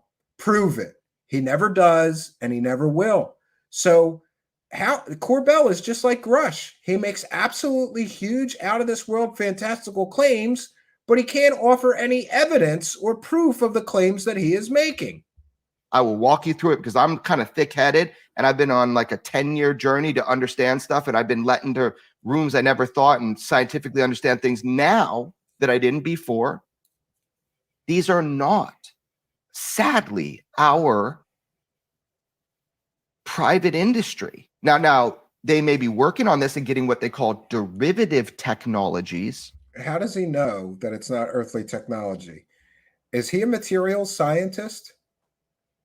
Does he have a degree in physics? Oh, no, that's right. He's a former yoga instructor and a failed artist and a failed martial artist. That's his training. So what does he know about materials scientists? How is he qualified to make this proclamation that we cannot replicate the materials? Well, great. Then show us some of those materials that we can't replicate. Let's study it and see if you're telling the truth when you make these fantastical claims. He doesn't ever prove these claims. These are talking points that he uses over and over and over again in interviews, but he has yet to provide a single shred of solitary shred of evidence to support that the claims that he is making are true and accurate statements. This is trust me, bro research. Trust me, bro is not proof, Jeremy Corbell. Trust me, bro is what garbage peddlers do when they have no real proof, when they have no real evidence. We did not make these. Where are they from? UFOs. Again, he has no evidence or proof that we did not make these. Hold on one second, friends. 1 second here. Let me get through the 1 second here. All right, I will share my screen again here. And interestingly, I just want to bring this up again because it's a point of contention with me. Jeremy Corbell and Chris Cuomo can go on YouTube and provably lie. And Chris Cuomo's videos on YouTube that include 100% lies and completely and totally factually inaccurate statements from his guest, Jeremy Corbell, known garbage peddling UFO profiteering whore that sells fake stories constantly. They can go on YouTube and be fully monetized selling lies. Jeremy Corbell provably 100% lied several times during this interview already, most notably saying that during the congressional hearings, we heard from 3 impeccable firsthand witnesses. No, we didn't. 2 of the 3 witnesses never saw anything with their own eyes. So that's a complete and total lie, a complete and totally factually inaccurate statement. Yet Chris Cuomo's video is completely and totally fully monetized. Now, I will check in with our monetization. Some of you are aware of this issue that our live streams get demonetized. They're monetized the moment they go live. And then as soon as we go live, they get demonetized. And interestingly, today, ours didn't. That's the first time. Yesterday's did not. Initially got demonetized, but then got quickly reviewed in just, I think, within an hour of the end of our broadcast, they turned the ads back on. So hopefully we're at the end of our situation we were in. The point I was going to make is that these guys can lie during their YouTube videos and they can be fully monetized. But if I make a video pointing out that they're lying and proving it, we usually get our videos demonetized. Let's continue with the garbage peddling fest. Their planet. I'm not sure what I believe on that. Well, if they're not ours, I thought you meant like humankind's. There's but a huge barrel of options that we can go through, about 5 or 7 of what that means to be non-human technology. But yeah, here he says, well, I'm not sure they're aliens. It's non-human technology then. Great. He's not saying they're aliens, but it's definitely non-human technology. And that is another situation that all of these guys do this. They all cop out. It's essentially like the meme. I'm not saying it was aliens, but it was aliens. But when pressed, they try to run from the aliens, right? I didn't say it was aliens. I said non-human technology. Grusch did the same thing, and it's absolutely ridiculous. If it's non-human technology, what is it? Is it goddamn monkeys up in them spaceships? What is non-human technology? Are gorillas making flying spaceships that defy the laws of physics? Or could be crypto-terrestrials, could be time travelers, could be interdimensional beings, could be demons, could be angels. We just said it was non-human technology. And Dave Grusch did the same thing, by the way, here. When you say crash retrieval, what do you mean? These are retrieving non-human origin technical vehicles, call it spacecraft if you will. Mr. Grusch is quite clear that he's not saying it's necessarily extraterrestrial. Non-human origin. That he's not saying it's necessarily extraterrestrial. Call it spacecraft if you will. That he's not saying it's necessarily extraterrestrial. Then what are you saying? Oh, hey, little space monkey. Non-human origin technical vehicles, call it spacecraft if you will. Space monkeys. It's non-human, friends. It's space monkeys. They're all doing it. All the people that are promoting and profiting from this story are doing the alien cop-out. Why? Everything's aliens to them, but they won't say, yeah, it's definitely aliens. It's definitely alien spacecraft. They call them spacecraft, but it's not aliens. It's non-human technology. It's some kind of cop-out. I don't understand it. But anyway, go on. Why was I sad? Let's talk about that. Well, why would you be sad if it's non-human technology? Other than like if we're now going to get caught in the Matrix, you know what I mean? And that like machines are making stuff to take over on us. Because then even a guy who's got your skill set isn't going to be safe because, eventually someone will twist you up because they'll be made out of platinum. I don't know my skill set anymore, man. I'm a different guy than I was.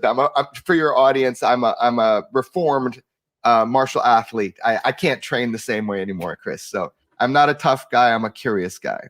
So he's not a tough guy. He's the creator of quantum jujitsu, a whole form of martial arts that doesn't exist, that he just made up and took money to teach people. Yeah.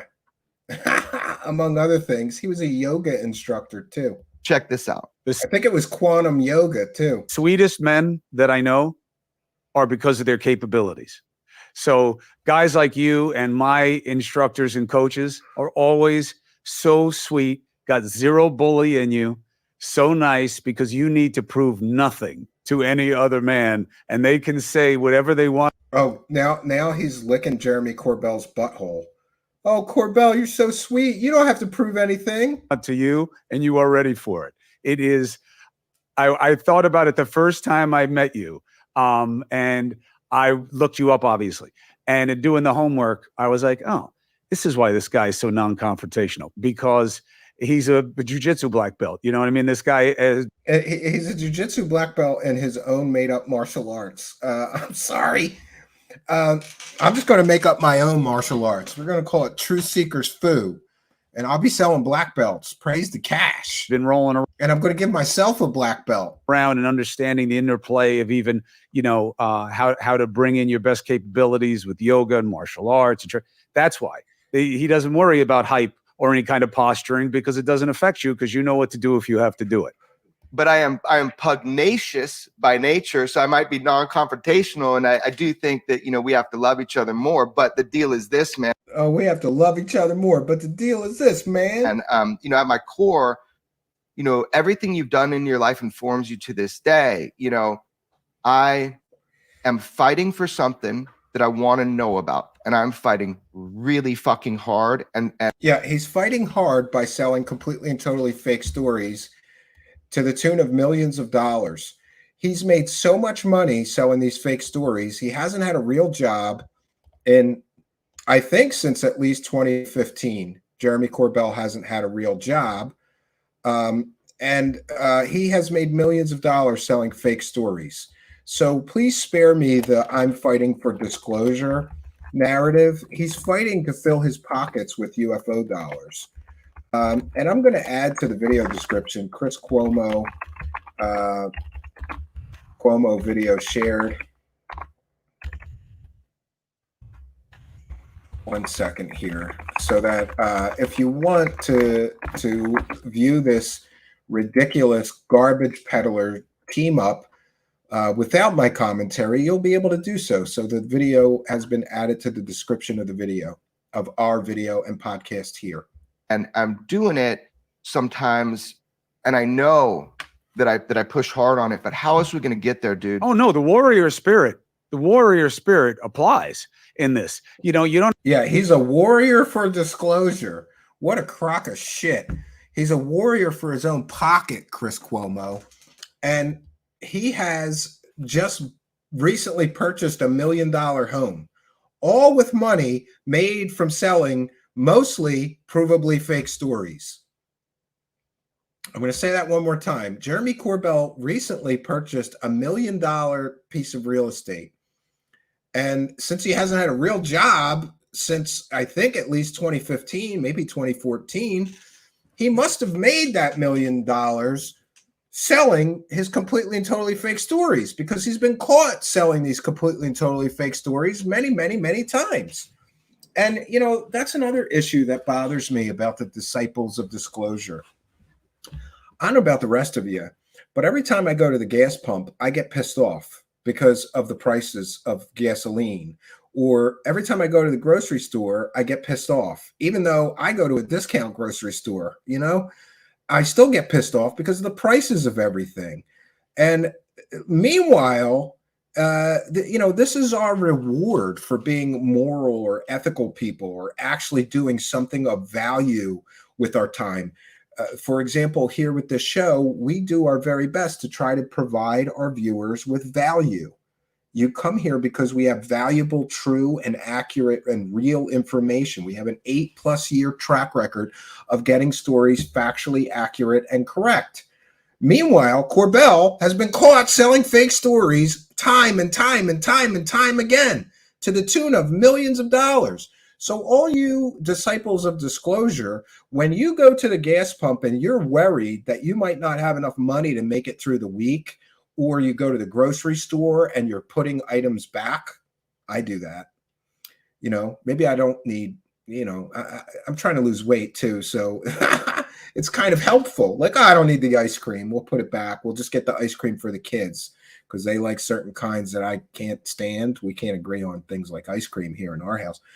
But when you are at the grocery store putting items back because you have a limited budget, because you're not a garbage peddler that's making and raking in millions of dollars selling fake stories, I want you to think about Jeremy Corbell buying $1 million property with ill-gotten gains, with money he made lying to people, deceiving people, and selling fake stories. Do you think he cares about the price of gasoline?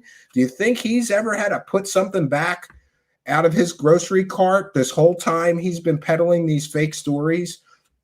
All of you disciples of disclosure need to realize that when you click on his videos and when you buy his garbage products like documentaries full of lies, half-truths, and lies by omission, that's what you're supporting. You're supporting his $1 million lifestyle while you're struggling.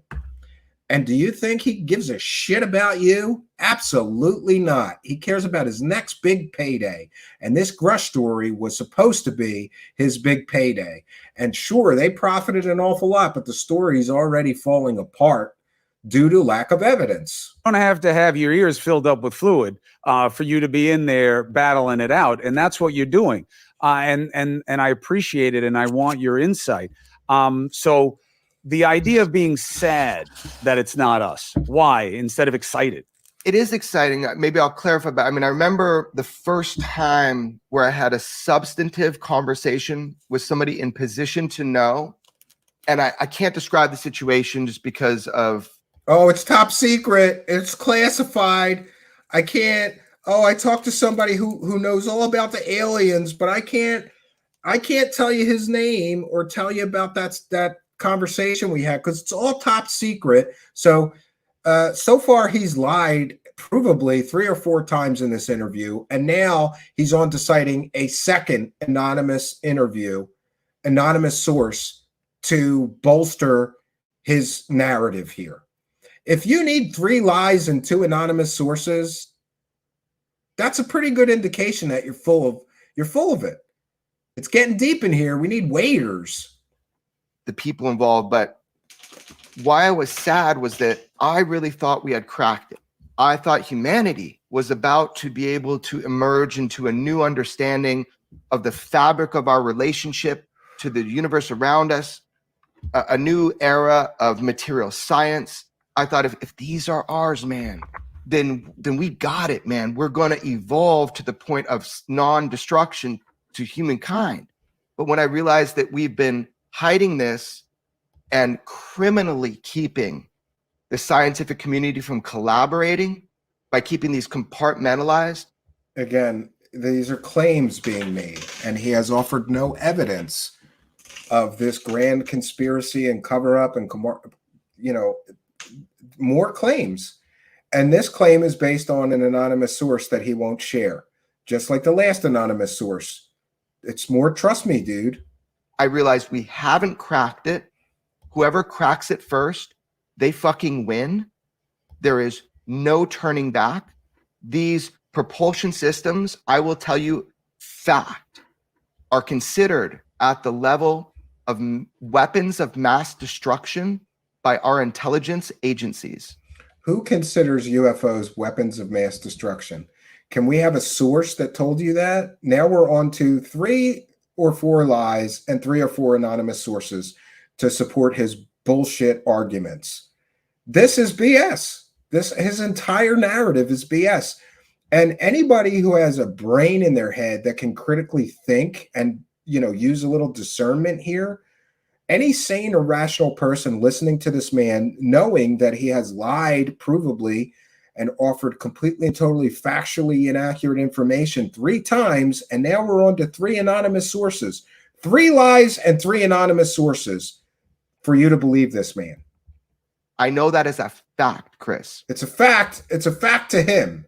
It's not a fact until you prove it, Jeremy Corbell. So that is disturbing that we haven't been able to replicate and duplicate. We get some like derivative technologies. So it made me sad because I was like, for human beings, man, we have to be able to understand and harness this type of technology so we do not self-destruct. Now, they can be flipped the script the other way, right? And these things are really deadly serious when it comes to whoever replicates it first. That's why we're in a secret Cold War right now. And we are with other nations that might not use it the same way. I was also There's no proof or evidence we're in a secret Cold War concerning alien technology with foreign nations or adversarial nations. There's no evidence or proof of that statement. Again, does this guy do nothing but bluff and lie and use anonymous sources to support his belief system here? Because it's falling apart under this level, my level of scrutiny. Which granted is, my level of scrutiny is pretty high, higher than most people. Most people, especially the disciples of disclosure, will just listen to this and feel all warm and fuzzy. Jeremy Corbell, sure, the aliens are here And he's got anonymous sources that told him this stuff. And even though he can't share those anonymous sources so we can verify he's not lying, we believe him. You know, even though he's been caught selling a whole bunch of fake stories before, we believe him when he lies 3 times in one interview and provides completely and totally factually inaccurate statements and uses anonymous sources no one can verify said those things. We just believe him. Sad about it because go America, like we've been on it. We've had these longer than anybody. I mean, I'm a patriot. You know, I will not do something as a journalist, nor would you, to harm our nation. But what we're gonna do is inform the public. He wouldn't do anything to harm our nation, but he did put out material from classified briefings, possibly illegally. I would think that would harm national security. So that's another factually inaccurate statement. Just check this out. You know, the truth is the illness, the sickness, the disease, the corrosive acid, that's the secrecy. And the only medicine is transparency. Because if we don't know, I've never asked daddy to tell me there's no such thing as, you know, the boogeyman. Yeah. Right? I want to know.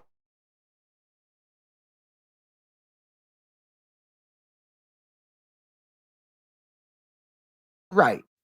I never told you to shield me from what the reality and the truth of the world is. So that's where I'm coming from. And that's why again, with the grand conspiracy to cover this all up. Do you have any idea if they really had alien technology, how many thousands of people would have to work on it?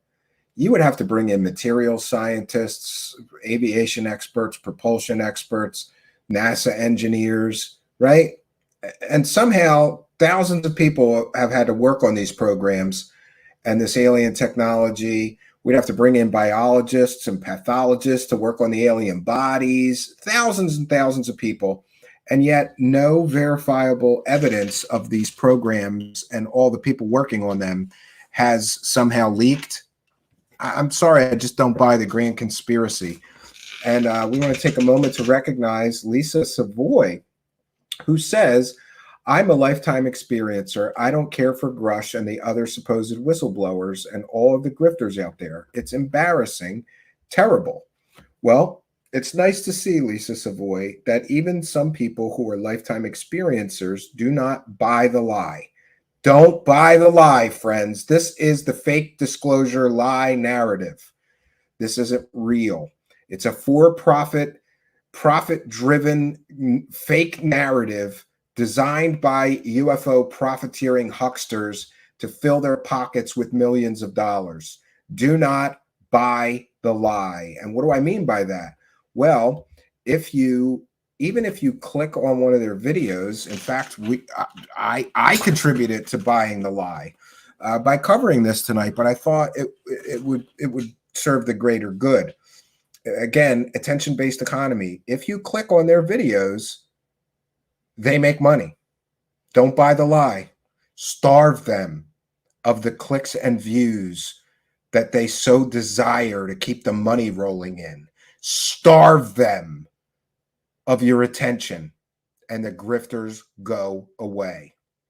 It's the only solution is to boycott these people. And thank you, Lisa Savoy, for your wonderful comment. Public knowledge is important on this above almost anything. The only world where I can understand you hold part of this back is if it can be used to just detonate the world. I agree, and to B. Baker. Implode it. Now, everybody knows we have the atomic program. I agree. Everybody Amazing knows Mystico. that, but we don't go around giving out schematics to build micro atom bombs. So it's the same kind of thing. We have a need to know. No, it's The American public and the global public have a need to know, not just a right to know. We have a need to know. And I feel a duty to find out. And I'm going to say it. Yeah. And we're all going to say it. We're going to say it together. That's why we're having this conversation, because when we learn more, we're going to report on it. You and me. So what are the buckets of possibility? These are fun, dude. These are like thought experiments, right? So just to, because a lot of people don't think about this. I get it, man. Like people don't know this about me, so I'm going to just be real with you. I have a bunch of businesses. My businesses are real estate.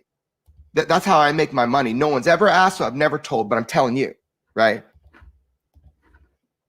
That's a lie. His daddy owns real estate. I'm not aware, except for the $1 million business that he owns, and he owns some B&B, not B&B, Airbnb, off-grid place in the middle of the desert that you could rent. He's going to try to deflect that most of his money comes from UFOs. So for me, this UFO thing is pure passion, weaponized curiosity. I'm like, I can't be a passive consumer. I have to be an active participant. So for me, this is passion. So what is it? This is the most fun stuff to talk about because I don't know the answer. So one, yeah, I do. Extraterrestrial. What does that mean? That means either praise not the from AI here gods. originally They left and our living money here, on today, or that means not from here and visiting here. Okay. Then you have the idea of extratemporal, that maybe these are just humans from another time coming back to make sure we don't push the red button. So extraterrestrial, extratemporal. Then there's one way above my pay grade, which is extra dimensional.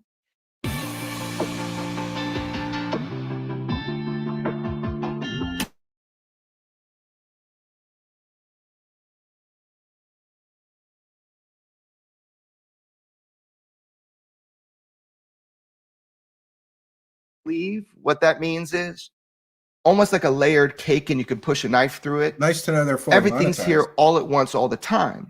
But you're seeing these perforations in that firmament of something we don't understand about the nature of the reality that surrounds us.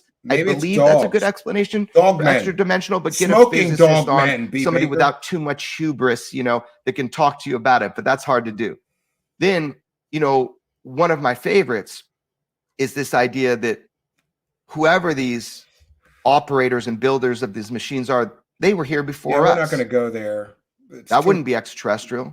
Some sort of hidden breakaway civilization that evolved. A lot of people have suggested that, but the money required to hire a lawyer to really fight with them over it is just not within our budget, unfortunately. So we're going to try to be good citizen journalists here, and if we have to, contact them with our spreadsheet, because I made a spreadsheet of all of it.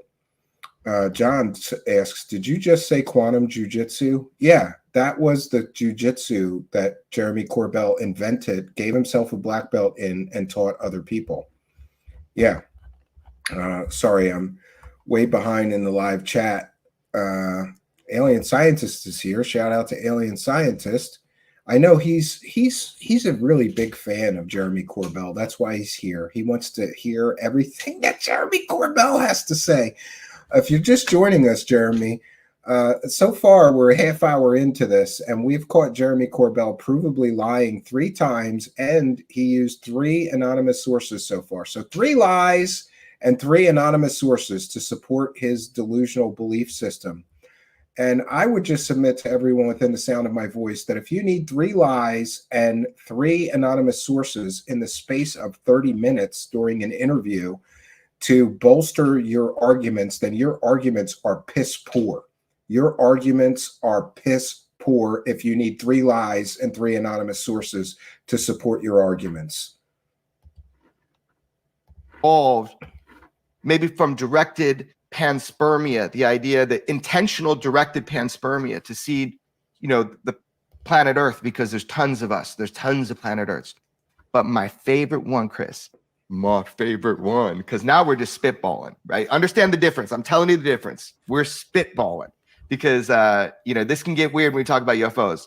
But my favorite one is this idea I call techno-terrestrial, just for fun. But some of the evidence does lead me to feel this way. Yeah. Which is that there's an innate. Alien Scientist is correct. His parents own the real estate. He's the guy that goes and unclogs the toilets. He's the maintenance man, That is very different from I own businesses and I own all this real estate. Though he did just purchase $1 million property, probably with the Bob Lazar money, Alien Scientist. Human drive to technologically advance, that this was built into us, our curiosity. No, he's not a real estate that there was agent. a directed kind of panspermia thing of genetics, that this is going on everywhere. Good point, and that Victor. the idea is life itself is so precious that any habitable place you want to put it, let it grow, let it develop, let it be part of a larger kind of internet of community of beings in our just ginormous multiverse. I don't know. So that's like the most fun. So I just gave you like yes, and these are all explanations for possible origin of UFOs. He left out demons and angels, however. Bastard, I'm sorry, Bastad and Bastadenkan with a kind and generous £5 says, Stephen, what is your thoughts on the Pentagon declassified UFO footage? Very unlike any human technology, but possibly highly advanced DARPA-esque tech. Well, you know, I believe that they could be misidentifications, or they could be very terrestrial black budget or black, you know, unacknowledged special access projects developing drone or other aerial technology. I am completely and totally unconvinced that those videos show anything like an alien spacecraft in our atmosphere. I think that out of the 3 videos, 2 of them could very well be completely and totally misidentified things, like perhaps a bird in one case. The Tic Tac could be an airplane off in the distance and misidentified. The Go Fast wasn't going fast. It was going 40 miles an hour. So all of that so-called data was carefully manipulated to sell a narrative. And remember, when Elizondo got those declassified and then, you know, borrowed them out of the Pentagon to get a movie deal, to get a television deal and a book deal, and TTSA pumped those up. You know, when they were declassified, the paperwork itself says drones, balloons, and there was one other term used, not alien technology. So I believe the government knew those were not alien technology. They were labeled that way on the declassification form, that they were drones and balloons. So what I believe about the Pentagon declassified UFO footage is that it is known. They're not even UFOs, according to the government, right? Not even UFOs. Interesting videos, but they don't prove anything. But we thank you very much, Bastad and Kunt, for your kindness, generosity, and support. And I'm going to laugh every time I have to say that, right? But we thank you very much for your kindness, your generosity, and your support. And of course, for helping us to praise the cash. Praise the cash. Praise the cash. Praise the cash. Praise the cash. Thank you very much for your kindness, generosity, and support. Much, much appreciated. 4 of what it could be, and I know there's more. That's why David Grusch, like a baller, stood up there and he said, I like to call them NHI, non-human intelligence. Why? Strategically, to keep all options open for what it is, scientifically, what it is that we are seeing, experiencing, have recovered, and studied. Does that make sense? Why would time travelers be flying around in spaceships, though? Why would interdimensional beings be flying around in spaceships if they're not aliens? It doesn't make sense to constantly push that these are spaceships, these UFOs are spaceships, and then cop out when it comes to saying these are alien technology, aliens from another star system. Make sense? It does, because I'm open. The burden here is, and it shouldn't be this. Oh, I was wrong. Check that out. So remember, I was complaining earlier about the demonetization issue. Our video has been set to little or no ads due to content identified as not suitable for most advertisers. So once again, Jeremy Corbell can go on a public live stream on YouTube and lie through his teeth 3 times, provably lie, and use anonymous sources that no one can verify he's not lying about. And Chris Cuomo and him are completely and totally fully monetized. But if you make a video and correctly point out that he is provably lying and making completely and totally factually inaccurate statements on a public live stream, your monetization will be pulled. And again, this really does make me think, this situation has made me think that someone has their thumb on the scale and is trying to stop people from being critical of these narratives. These things have all the hallmarks of a government perception management psyop. Why would they stop someone from making money for telling the truth, yet reward people for making money to lie to people? It makes no sense, friends. And the persecution of the truth here on Truthseekers continues. That's why I want to thank each and every one of you Patreon supporters and YouTube channel members and super chatters, because you guys help make up for the lack of ad revenue. We've had no ad revenue for a month here, and it just keeps getting worse. It just keeps getting worse. Every single video before the broadcast is over, it was on earlier. Usually it's 5 minutes into the broadcast, it's already demonetized. Before I've even said anything, in some cases, our video is demonetized. I don't know if it's the titles, the subject matter. We're not cursing. Corbell dropped F-bombs through this whole interview, fully monetized. We didn't drop any F-bombs. Maybe it was his F-bombs that got us, but you know, it's every single video of ours. Every single video of ours gets demonetized before we're even finished the broadcast. Alien Scientist says, I picture him renting to crackheads or meth labs or something. Yeah, Imperator Seminium, a jet airliner in the distance, was one possible explanation for the Tic Tac, I believe. All of Corbell's UFOs have an easy explanation, says Randy. Yeah, I would tend to agree. Chuck Bam with a kind and generous $1, helping to make up for a lack of ad revenue tonight. We thank you for your kindness, generosity, and support of the show. It is much, much appreciated. And we thank you for helping us to praise the cash, Chuck Bam, longtime show supporter. Thank you. Where's the cash? Where's the cash? Where's the cash? Where's the cash? Where's the cash? Where's the cash? Where's the cash? Where's the cash? Where's you? Praise it, friends. We're praising the cash. We have to, because we're not allowed to make ad revenue on YouTube for telling people the truth. But Chris Cuomo is allowed to make ad revenue with Jeremy Corbell straight lying and making completely and totally factually inaccurate statements. That's advertiser friendly. But correcting the record that people are lying through their teeth on public YouTube videos gets your video demonetized. That's not ad friendly, telling people the truth. Lying to people, completely and totally YouTube ad friendly. This is going to be an ongoing issue for us, right? I was encouraged when I saw that the video was still monetized earlier in the broadcast.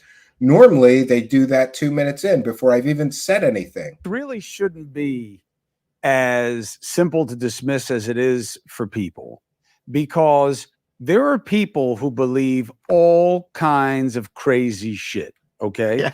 Yeah. We have, the actor who's at the middle of one of the biggest movies in America right now really believes that the 3-letter agencies are out to get him and that the Democrats run a pedophile ring. And so there's lots of crazy shit that people believe. But halfway through your explanation, they want to say, oh, what's he talking about? Wakanda? Did these things come from Wakanda? Is that where they're from? Well, I don't know, though. We're spitballing. We don't know. But what I'm saying is the idea that, well, this is crazy. This guy's talking about different dimensions. Yeah. And you're talking about half the political system being a sex trafficking ring. And you're okay with that. That's going to inform your vote. But this guy being open to the idea that, well, there must be a wild explanation for something no one can explain. I agree, Jeremy. That's too much for you. Okay, That's but too these are- much. I hear you, but this is not a wild explanation. These are just I agree, Matthew. options that are open. I'm Yeah, even not me, open to them, the I know. options that I am unaware could exist. But the thing is, we can all agree. So 10 years ago, you can see a video clip of me saying this. I say the question we're asking is wrong. Apparently, We're yeah, asking, do UFOs exist? That's if you know anything exactly. about this, that's the wrong question. The question is in people's mind, which is also wrong back then, and I was saying it was wrong, was are they coming here? Now, why did I say that? Because the universe is so vast. You talk to any physicist, any scientist, any astronaut. Yeah, most learned scientists believe that there very well could be life in the universe, but so far there's no evidence to support that belief. Is it likely there is? I believe it's very likely based on the vastness of the universe and just the rules of chance. It worked in our favor. The rules of chance did to seed life here on Earth, and evolution created intelligent life and even conscious intelligent life in the form of human beings. So the possibility that has exact thing has happened on another planetary sphere. There's estimates that there's billions of exoplanets out there, billions or trillions of other planets out there. If the rules of chance worked in our favor and just by chance life sprang up here, why couldn't it happen elsewhere? I don't think anybody really argues that there can't be intelligent life out there in the universe. Many scientists I've talked to, including physicists and astrophysicists and astronomers, all believe there likely is, and someday we'll discover it. Astrophysicists, astrobiologists, they'll tell you the universe is so vast. This is before we found like tons of exoplanets. Of course, life is somewhere else. Of course, there are what we call extraterrestrials, maybe even just microbial form, even in our Pipe own solar down, system. doorbell. It's not too wild to say that. But back then I was saying we got that wrong too, though.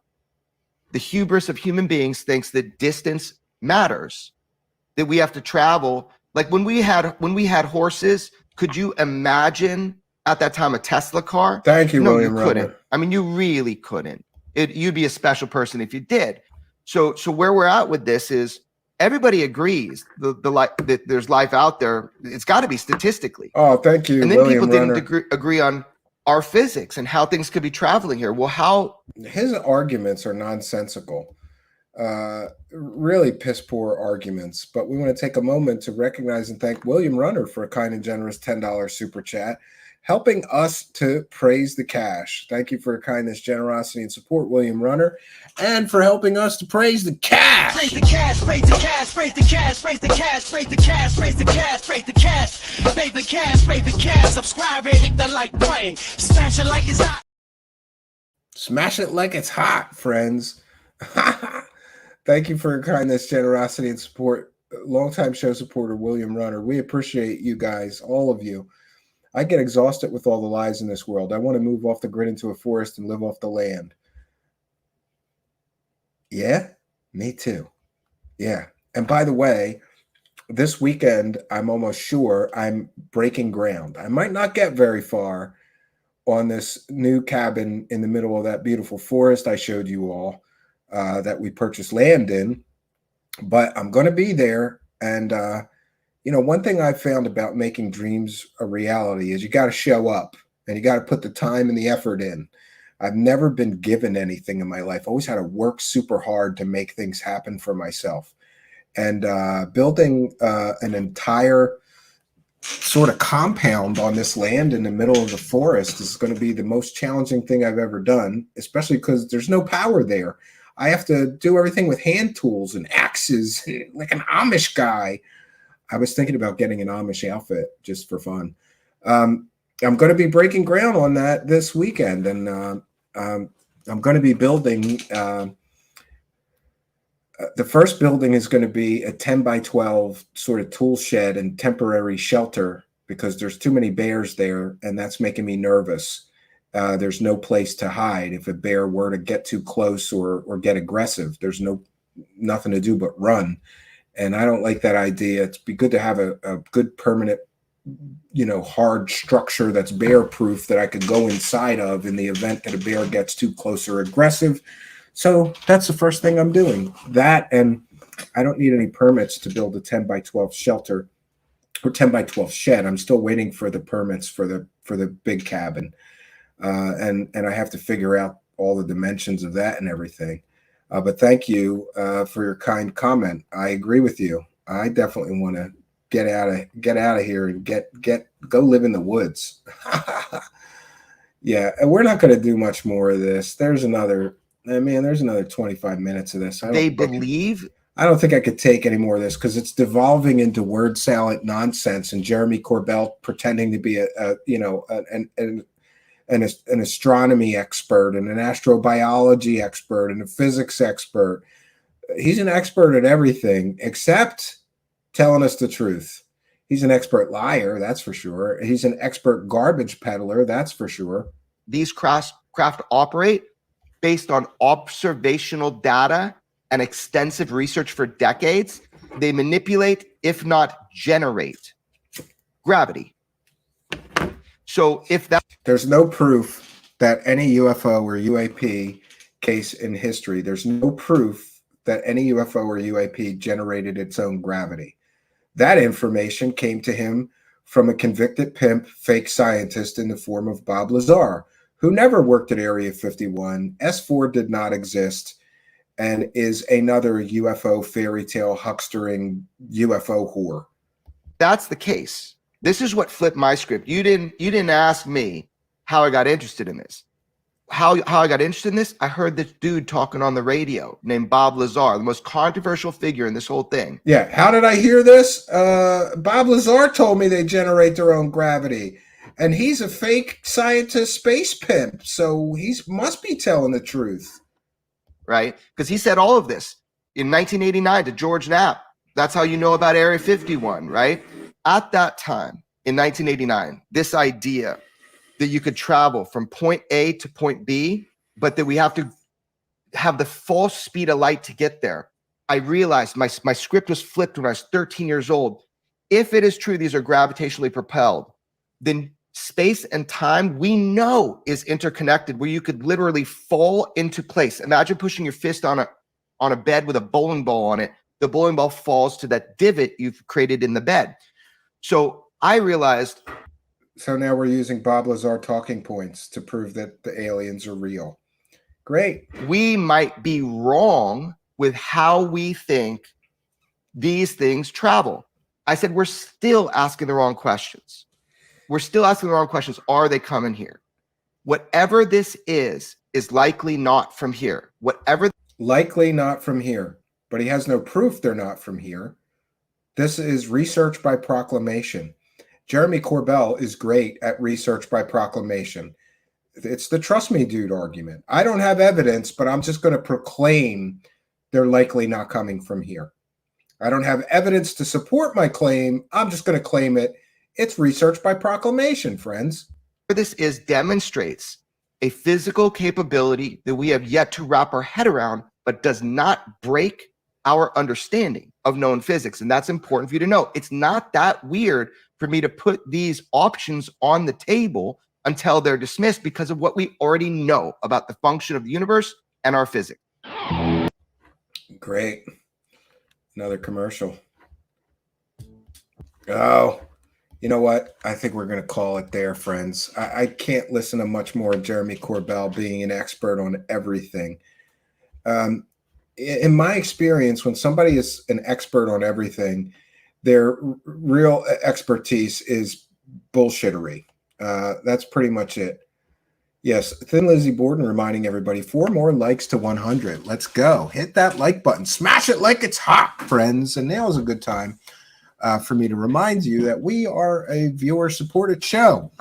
And unlike people that get to lie to people on YouTube and remain fully monetized, when we tell you the truth on YouTube, they decide that our broadcasts are not advertiser friendly, even though I keep reading the guidelines, and I'm so sure that we're not doing anything that's against advertiser-friendly guidelines. Maybe it's the whole subject matter of UFOs is demonetized, but then why is Chris Cuomo allowed to talk about UFOs and be fully monetized, but not me?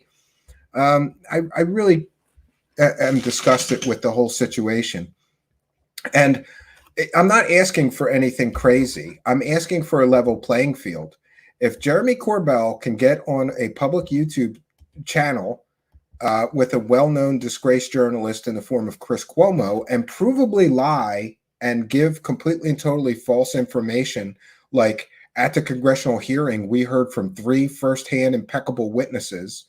No, 2 of the 3 were not firsthand witnesses to anything. That's a completely and totally factually inaccurate statement. So if you want to make completely and totally factually inaccurate statements on YouTube or lie, depending on your definition, you could be fully monetized. But if you make a video pointing out the lies and the ridiculousness of this guy using 3 or 4 lies plus 3 or 4 anonymous sources to claim that aliens are here and we have crashed bodies and all this stuff, you could be fully monetized. But if you make a video pointing out the ridiculousness of it, you're not allowed to be monetized. You're not allowed to earn any ad revenue. And by the way, yes, alien scientist, I'm telling you, there is a reason that there's a thumb on the scale, friends. There is a thumb on the scale. They are trying to stop or at least slow down the people who are exposing the op, in my opinion. And I'm entitled to my opinion. It makes absolutely no logical sense that you can lie in a public YouTube video and be fully monetized. But if you tell people the truth and you peel back the layers of deception like we do here virtually every night, demonetized. And Jeremy, let me know, how is your videos doing? Are you getting demonetized the minute that you go live? Because we are here and we have been for over a month. Coincidentally, we've been covering the Grusch story for about a few months. Actually, this has been happening for 2 months now. 3. June, July, August. It's been happening to us for 3 months. The moment that we started critically analyzing the Grusch claims and stories, all of our videos were instantly demonetized as soon as we went live or before the broadcast even ends. This is a continuing issue. Alien Scientist says, I've been trying to launch YouTube memberships and it won't let me. Maybe you got a thumb on your scale as well. Who knows? And now is also a good time to talk about Alien Scientist. You're one of the content creators I want to send over there. There's a new social network. It's a free speech network. There's no censorship. There's no demonetization. You're fully monetized as a content creator. They won't demonetize you for cursing or pointing out people lying in videos or exposing CIA perception management operations, psychological operations being launched and perpetrated against the worldwide public. They're a free speech network. It's called pilled.net. And I highly encourage you to sign up. Just go to www.pilled.net. And there it is an incredible combination of all different things. It's like they took the best parts, in my opinion. They took the best parts of Facebook and Twitter and YouTube and Discord chat and slammed it all into one cool application. I've been using it for some time now. I'm enjoying my experience over there, and I think you will too. So go to www.pill.net and sign up. And if you're a content creator, send me your email address that you use to sign up, and I'll send it over to the creative team there and help expedite the switch being turned on. When you first sign up, you're not automatically a content creator. They got to flip the switch, but I can help you. When you sign up for pill.net, they'll ask you who referred you. Just put my name, Stephen Canby, in that referral line. We want them to know that we're sending them users. After all, they have been incredibly kind to us. They gave me unlimited space over there. They're promoting my videos in the promo section. They have ways to boost people's views. They're doing that for us over there. And they gave me unlimited space, and I'm already making money over there. The instant they turn on you're being a content creator, you're instantly monetized. You can have memberships over there. People can throw money. They have their own form of currency called gold pills, but you can extract or withdraw that money anytime you want to. Any day can be payday for you.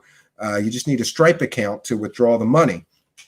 So I think, especially considering this increased censorship and the thumb on the scale, and the unfair, quite honestly, the system on some major platforms is unfair. The perfect example is our situation here. We're not doing anything wrong. We're not doing anything against YouTube ad-friendly guidelines. And yet all of our videos are getting demonetized and we earn no ad revenue. Meanwhile, people completely and totally lying. Linda Moulton Howe still has her fake orange gray alien video up, fully monetized. Ross Coulthard still has his fake Patchgate story up, fully monetized.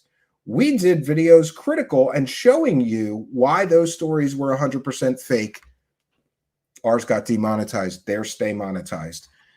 Due to these situations, I think it's even so much more important that we recognize that the need for a censorship-free, free speech platform like Pill.net.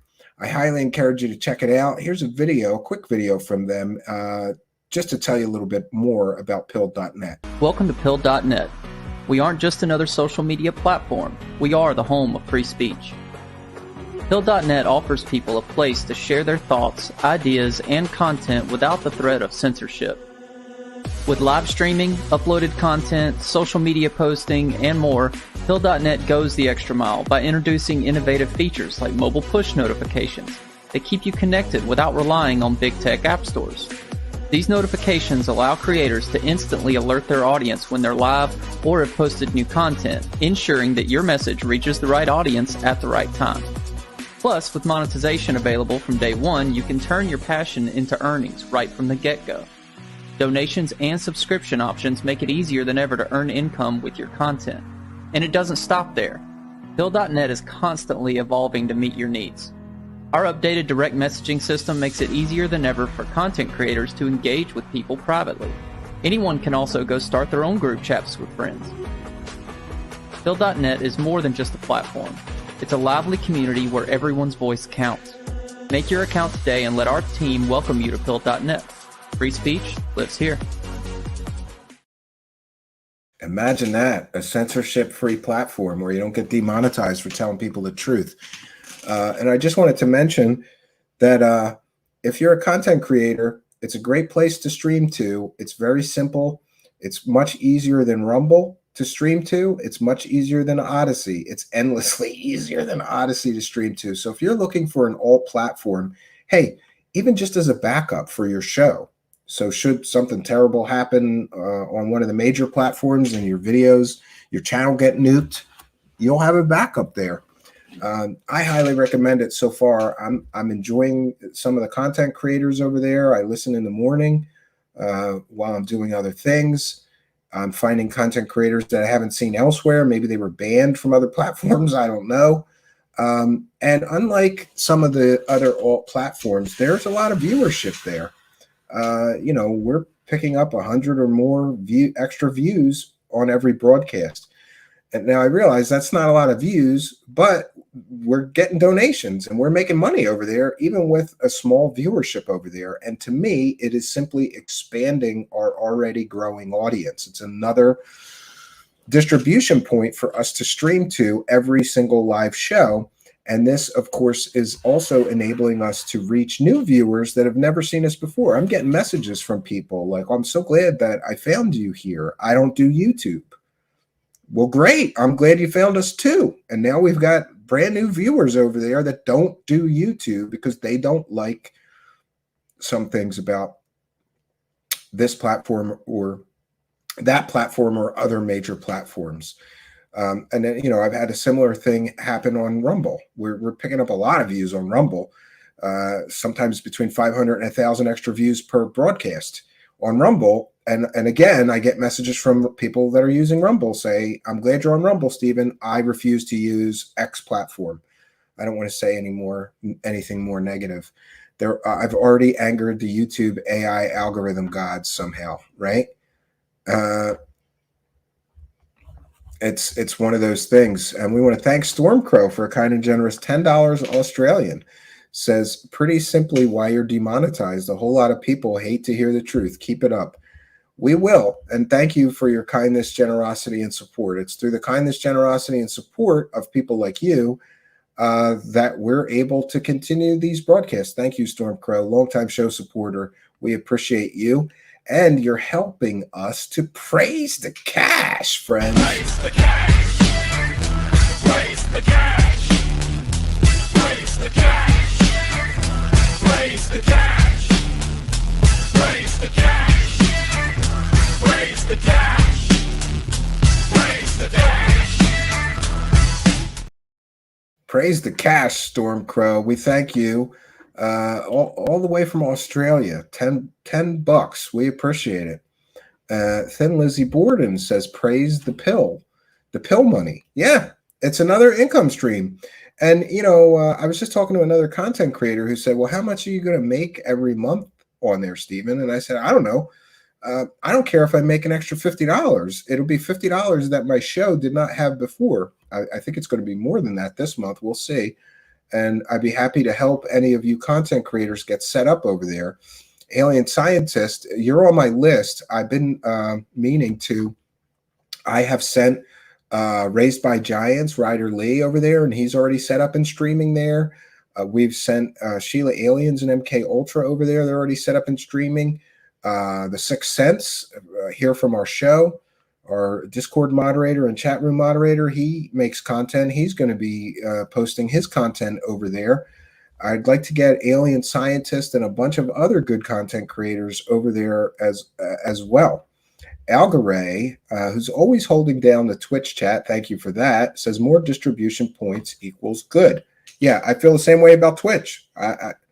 Every month I get a check from Twitch now, and sometimes it's, I don't know, it's between $50 and $100, but it's between $50 and $100 that we didn't have before as an income stream. And if we're already doing the broadcast, it doesn't take much more time or energy to broadcast on Twitch too, or on Rumble, or on Pill.net now. Pill.net is the easiest all video platform to stream to that I've come across them. Believe me, I've tried them all. DLive was a nightmare. Odyssey was a nightmare. Pill.net just works. I haven't had any I had one problem. When you post a live stream, it gives you the feed and the stream key. And so I copy those and put them into StreamYard as a destination. But one time I forgot to hit post. You have to, when you hit that live stream, you have to make sure that you post the live stream, because if you just copy the keys, it won't work. But that's user error. That's not platform error. So now I just make sure that I post it when I post it. Imperior Seminium says, try Kick maybe. Yeah, that's on my list to look into as well, Imperior Seminium. We've got, I think, one more slot that we can broadcast to.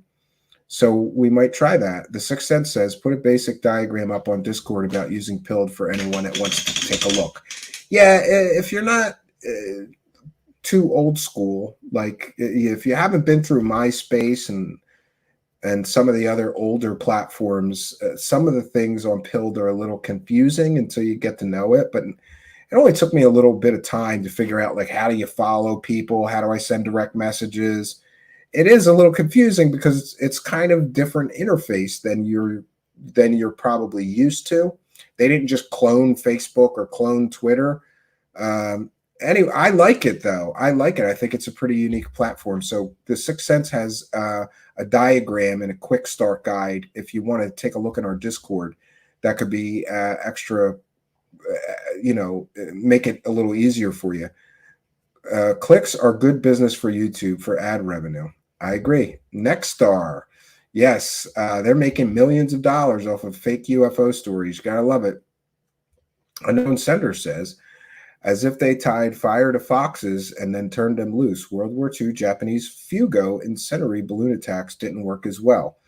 Yeah, there's a piece of World War history, and that's why it was so bizarre to me that the United States government just let a Chinese balloon float all the way across the United States. We, since World War II, have had defenses in place against balloons because of those Fugo Japanese incendiary balloon attacks. YouTube will protect its best click grabbers. Yeah, I guess. Rezo liked MySpace better. I miss MySpace. It was great for promoting things. And and it was, I remember all the HTML you would do to customize your Facebook, or excuse me, your MySpace page. Yeah. Nexstar owns a lot of local TV stations here in PA. I wasn't aware of that. Was not aware of that. Wasn't aware of that. I know they own George Knapp's television station in Las Vegas. I know they own a portion of, or helped him with his Mystery Wire media company. And they also own News Nation. I wasn't aware that they own local news stations in Pennsylvania, though. I did like MySpace and all the cyber goths. Yeah, it was big time for that. Yeah, and my band was just so successful because of MySpace promotion that I'll always have a soft spot in my heart. I made a lot of money selling albums and T-shirts and things on MySpace and promoting our live events. A lot of old World War II bombs are still being found and disposed of to this day. Yeah, Randy, there's a unexploded ordnance field in the woods near my cabin, and it's all fenced off, and they have all these warning signs. There's apparently there's bombs that never exploded in this one part of a forest near my cabin. But it's safe because it's all fenced off with a huge, I think it's like a 12-foot cyclone fence, you know. If the US is incompetent, you guys are screwed. Well, I'm pretty sure that they're incompetent. 80s goth industrial old school here. Yeah, me too. Me too. That was a lot of fun. I used to go to goth clubs and industrial clubs. Well, really, they put the two together because it was too small a subculture each to make a good living running events for just goth or just industrial, though some people did. The most successful ones were Goth Industrial Night, you know, and my band at the time played a lot of those events. The balloon was a psyop. Yeah, quite possibly. Can I be in your top 8 friends on MySpace? Those spots were reserved for my band at the time. That clown tried to insult me by saying I'm a goth girl. Like, that's a diss. Yeah, the stupid guy sold me out to get 86 views. I think he's up to on Rumble, which is funny because when he covers the big grifters, he gets 1,500 views on Rumble. I think he thought he was going to get big views, you know, doing a hit piece on me. Stupid move. And again, a guy did a hit piece on me because my sin was I sold T-shirts. And I said it before, I'll say it again. If the worst thing I ever do is sell T-shirts to people, I can live with that because those T-shirt sales help fund the show and allow us to continue these important broadcasts. I think it's a means to an end also because it keeps us financially independent, so we don't have to sell out to the Grift Squad in order to make money. James Page just says pilled. Yeah, give it a try, James Page. I would check it out. So listen, we're over 3 hours. We've done our due diligence for today.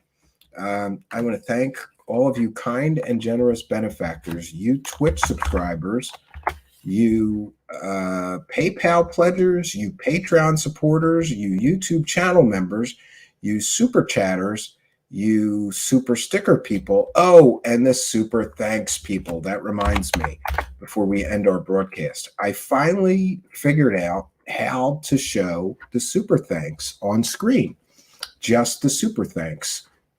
And we want to take a moment, for those unaware, we read every single super chat. And we call out every PayPal pledge and thank every person who contributes to our show here.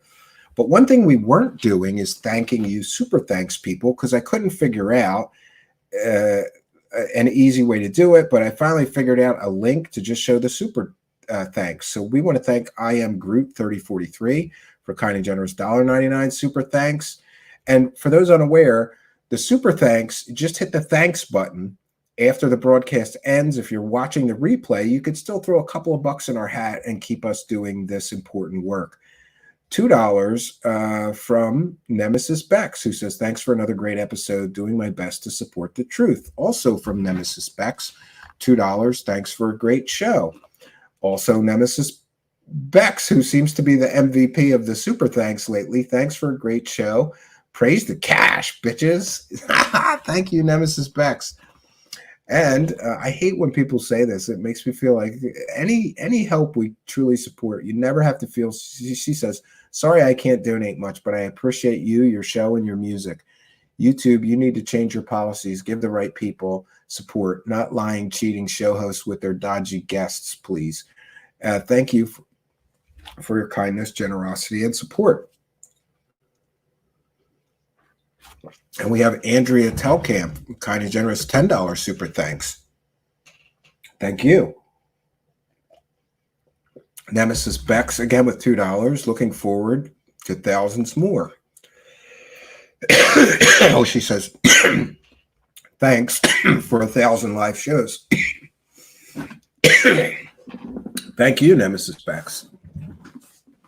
We thank Siren 1936 for a $2 super thanks. James Taylor, JE6ES, says, thanks for all you do, Stephen. I'm going through all your live sessions. You brought me back to earth.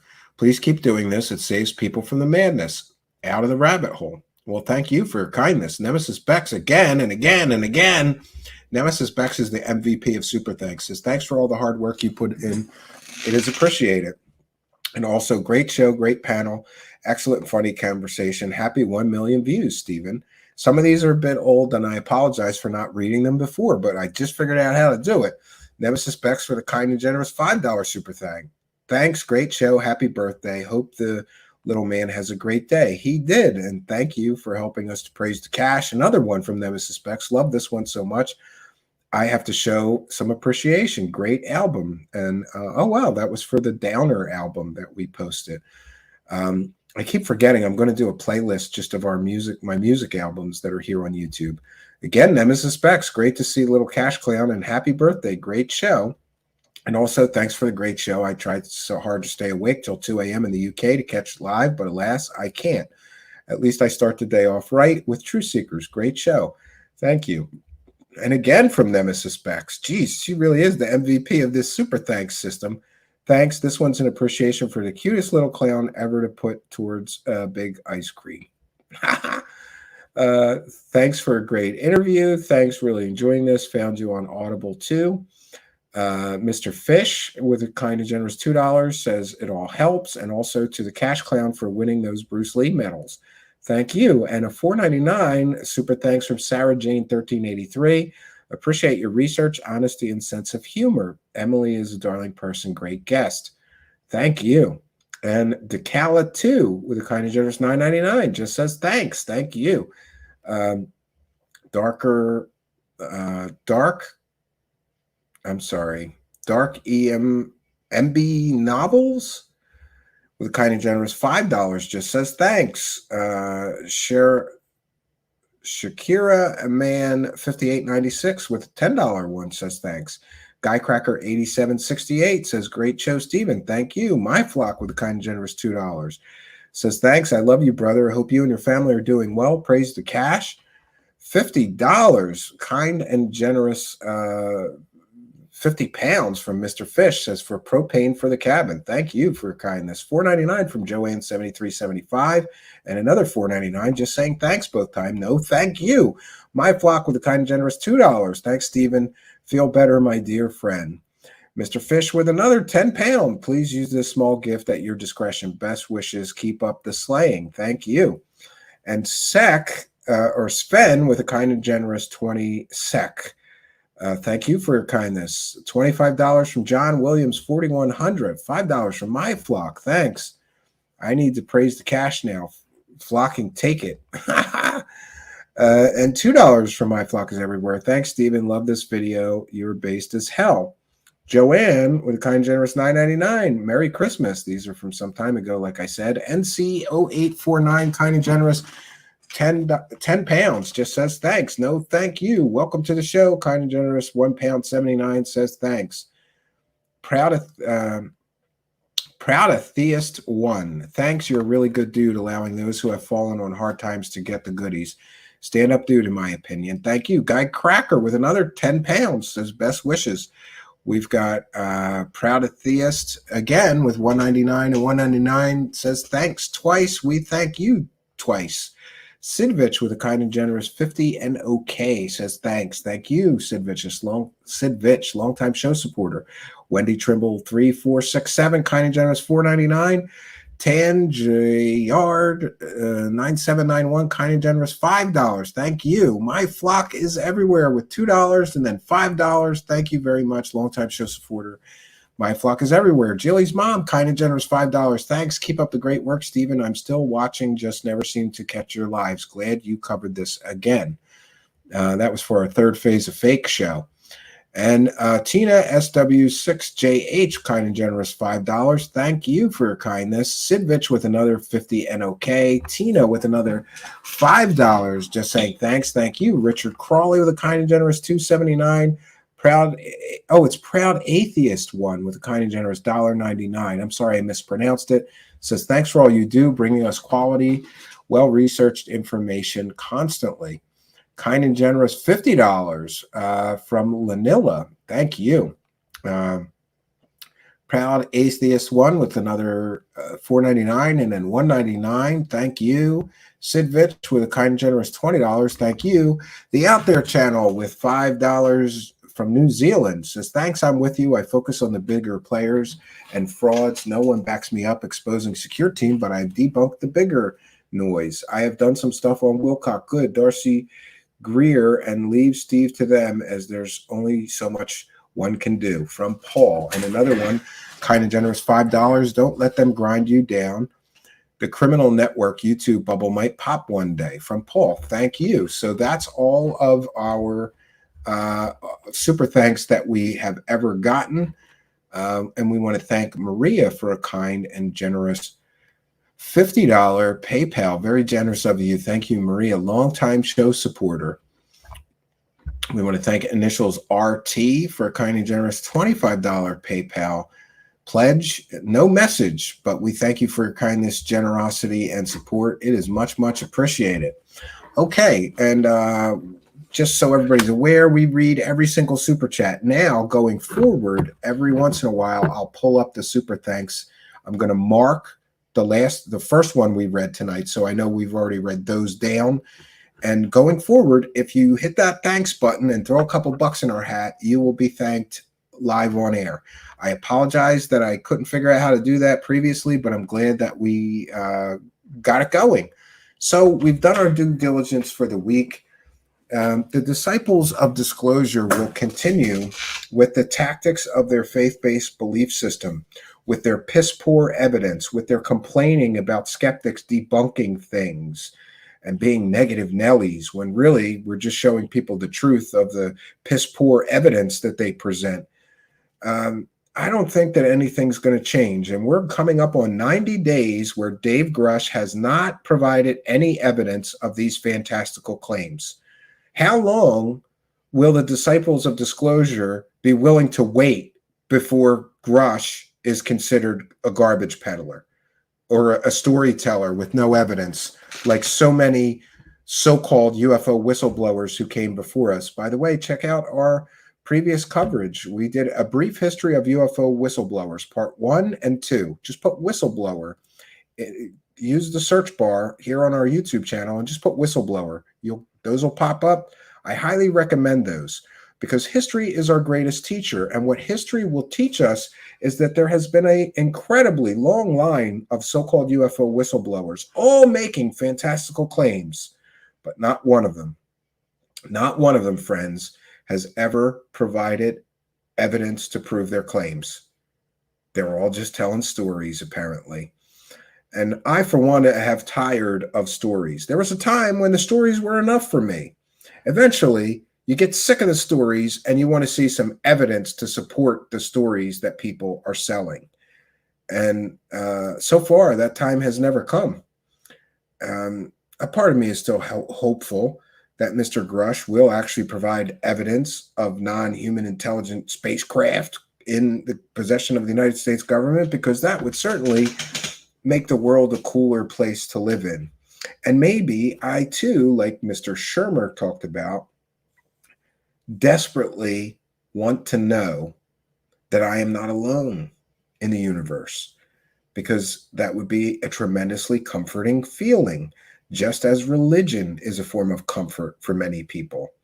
You know, I'm having a really tough time, but it's all part of God's plan, and God still loves me and wants the best for me. So I'll pray to God that things get better. That becomes a form of comfort for many people, and quite honestly and admittedly, including me. I believe that many of these people, some of them desperately want to believe that they are not alone. And what a comforting feeling it is to believe that there are intelligent other species out there that really care about us humans, and they're super technologically advanced and spiritually advanced, and they have so much they could teach us. They could teach us science and philosophy and how to treat our environment correctly and not destroy our own ecosystem. Very comforting thoughts.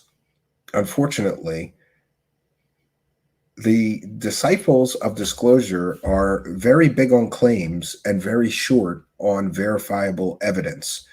And as always, now we have another so-called UFO whistleblower who came forward with out-of-this-world, absolutely fantastical claims of crash retrievals and intact alien spacecraft in the possession, or non-human craft in the possession of the United States government, and even non-human bodies and biologicals in the possession of the United States government.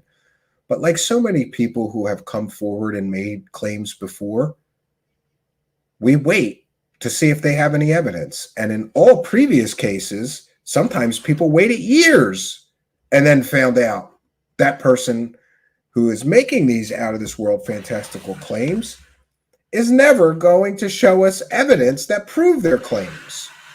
I believe that Mr. Grusch is quite possibly no different than the entire long line in the history of so-called UFO whistleblowers, none of which ever came through and proved their claims.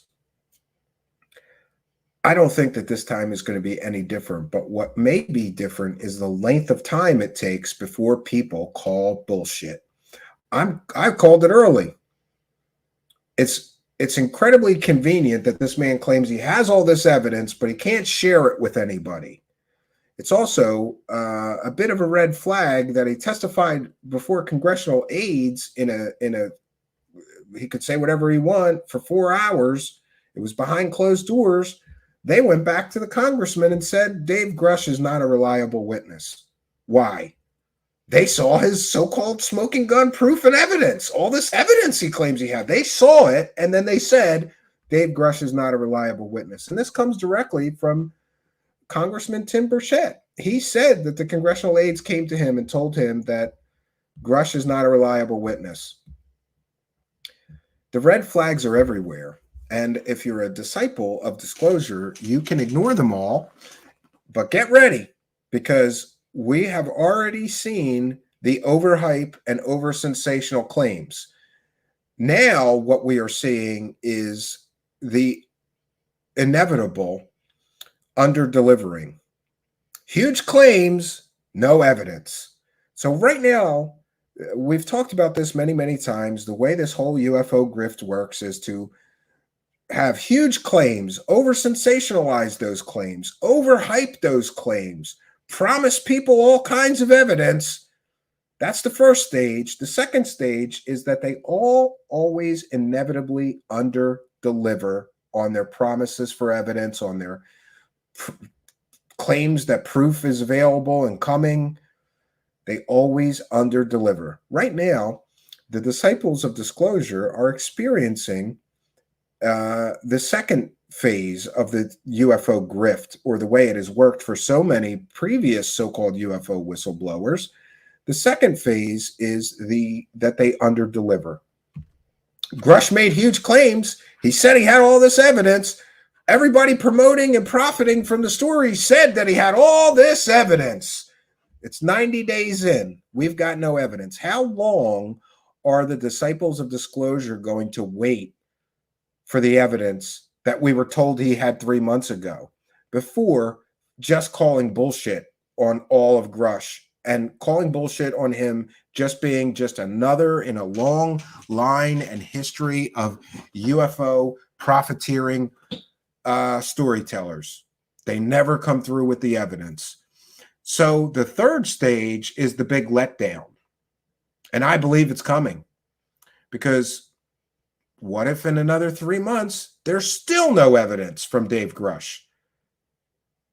And that would mean in 3 months from now, we will all have waited 6 months for all the evidence that Ross Coulthard said he had, that Jeremy Corbell said he had, that George Knapp said that he had, that Leslie Keane and Blumenthal said that he had, that everybody who's promoting and profiting from selling his story claimed 3 months ago he's got all this evidence. He's going to drop bombs.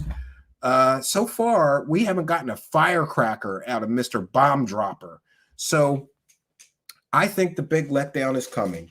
So all you disciples of disclosure, instead of spending your time harassing people, threatening people, intimidating people who are telling people the truth about mental patient Dave Grusch, maybe you all should get some psychological counseling and get ready, because the big letdown is coming for you.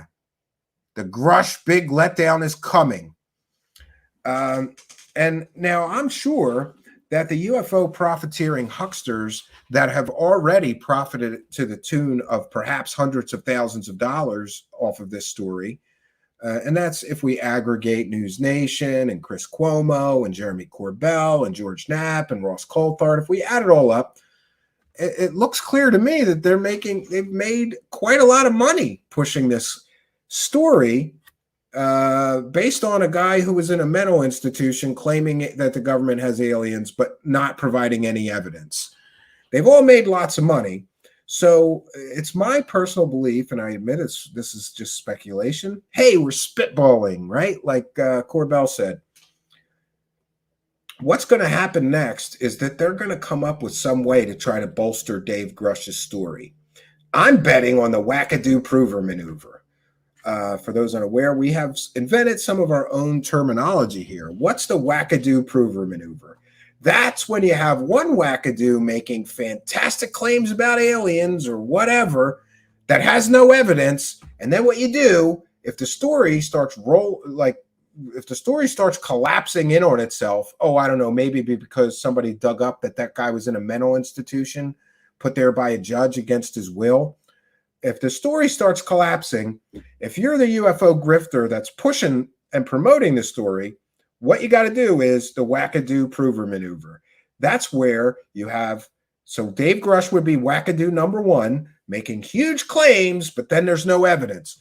People get tired of waiting for evidence that you promised he had in the beginning of the story. Eventually, they're going to roll out another wackadoo. That would be wackadoo number two, who's going to have an equal amount of zero evidence, but is going to back up the claims of wackadoo number one. It's the wackadoo prover maneuver. You get one wackadoo who has no evidence, making claims about aliens. You bring in another wackadoo who has no evidence, who's going to say, that first wackadoo's telling the truth, because I'm going to tell you the same stuff, even though I have no evidence too. And to many people, including the disciples of disclosure, that will be enough to keep the story going, and for all these UFO profiteering whores to make a few hundred more $1,000 before the whole story collapses into the great nothingness that is the UFO world and the history of the grift in the UFO world. So that's my analysis, friends. I believe that we have done our due diligence, both for today and for this week. This week, tomorrow night, I'll be going to the cabin. I got a great deal of work to do, both at the cabin and at the new land where we're going to be breaking ground, I hope. And I hope you too get to spend some time doing something you love this weekend. No place that I would rather be but here, except out in the woods. That's the only exception. Well, spending good quality time with my family as well. But, my wife has some other things to do. So I'll be solo cabining, having a solo cabin trip. And I got to tell you, I enjoy those because I get things done. I don't have to worry about the kids or what they're eating or what they're doing or what they're getting into or, Daddy, we want to go to the lake. Daddy, we want to go fishing. Daddy, we need snacks. Daddy, we need a drink. Daddy, I lost my shoe. Daddy this, Daddy that. Oh, and also, by the way, we should be increasing our show schedule soon. I'm going to give it 2 more weeks of 3 shows a week, probably. Because I need time to do some other things. But my long summer of being on house arrest with my 2 children ended today. Tomorrow they begin school, so I'm going to have a lot more free time, all day, in fact, to do show prep and prepare shows for all of you.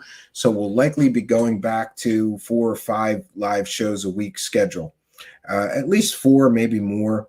I think I have the time, and I am still interested enough, even though that we're experiencing this lack of monetization here.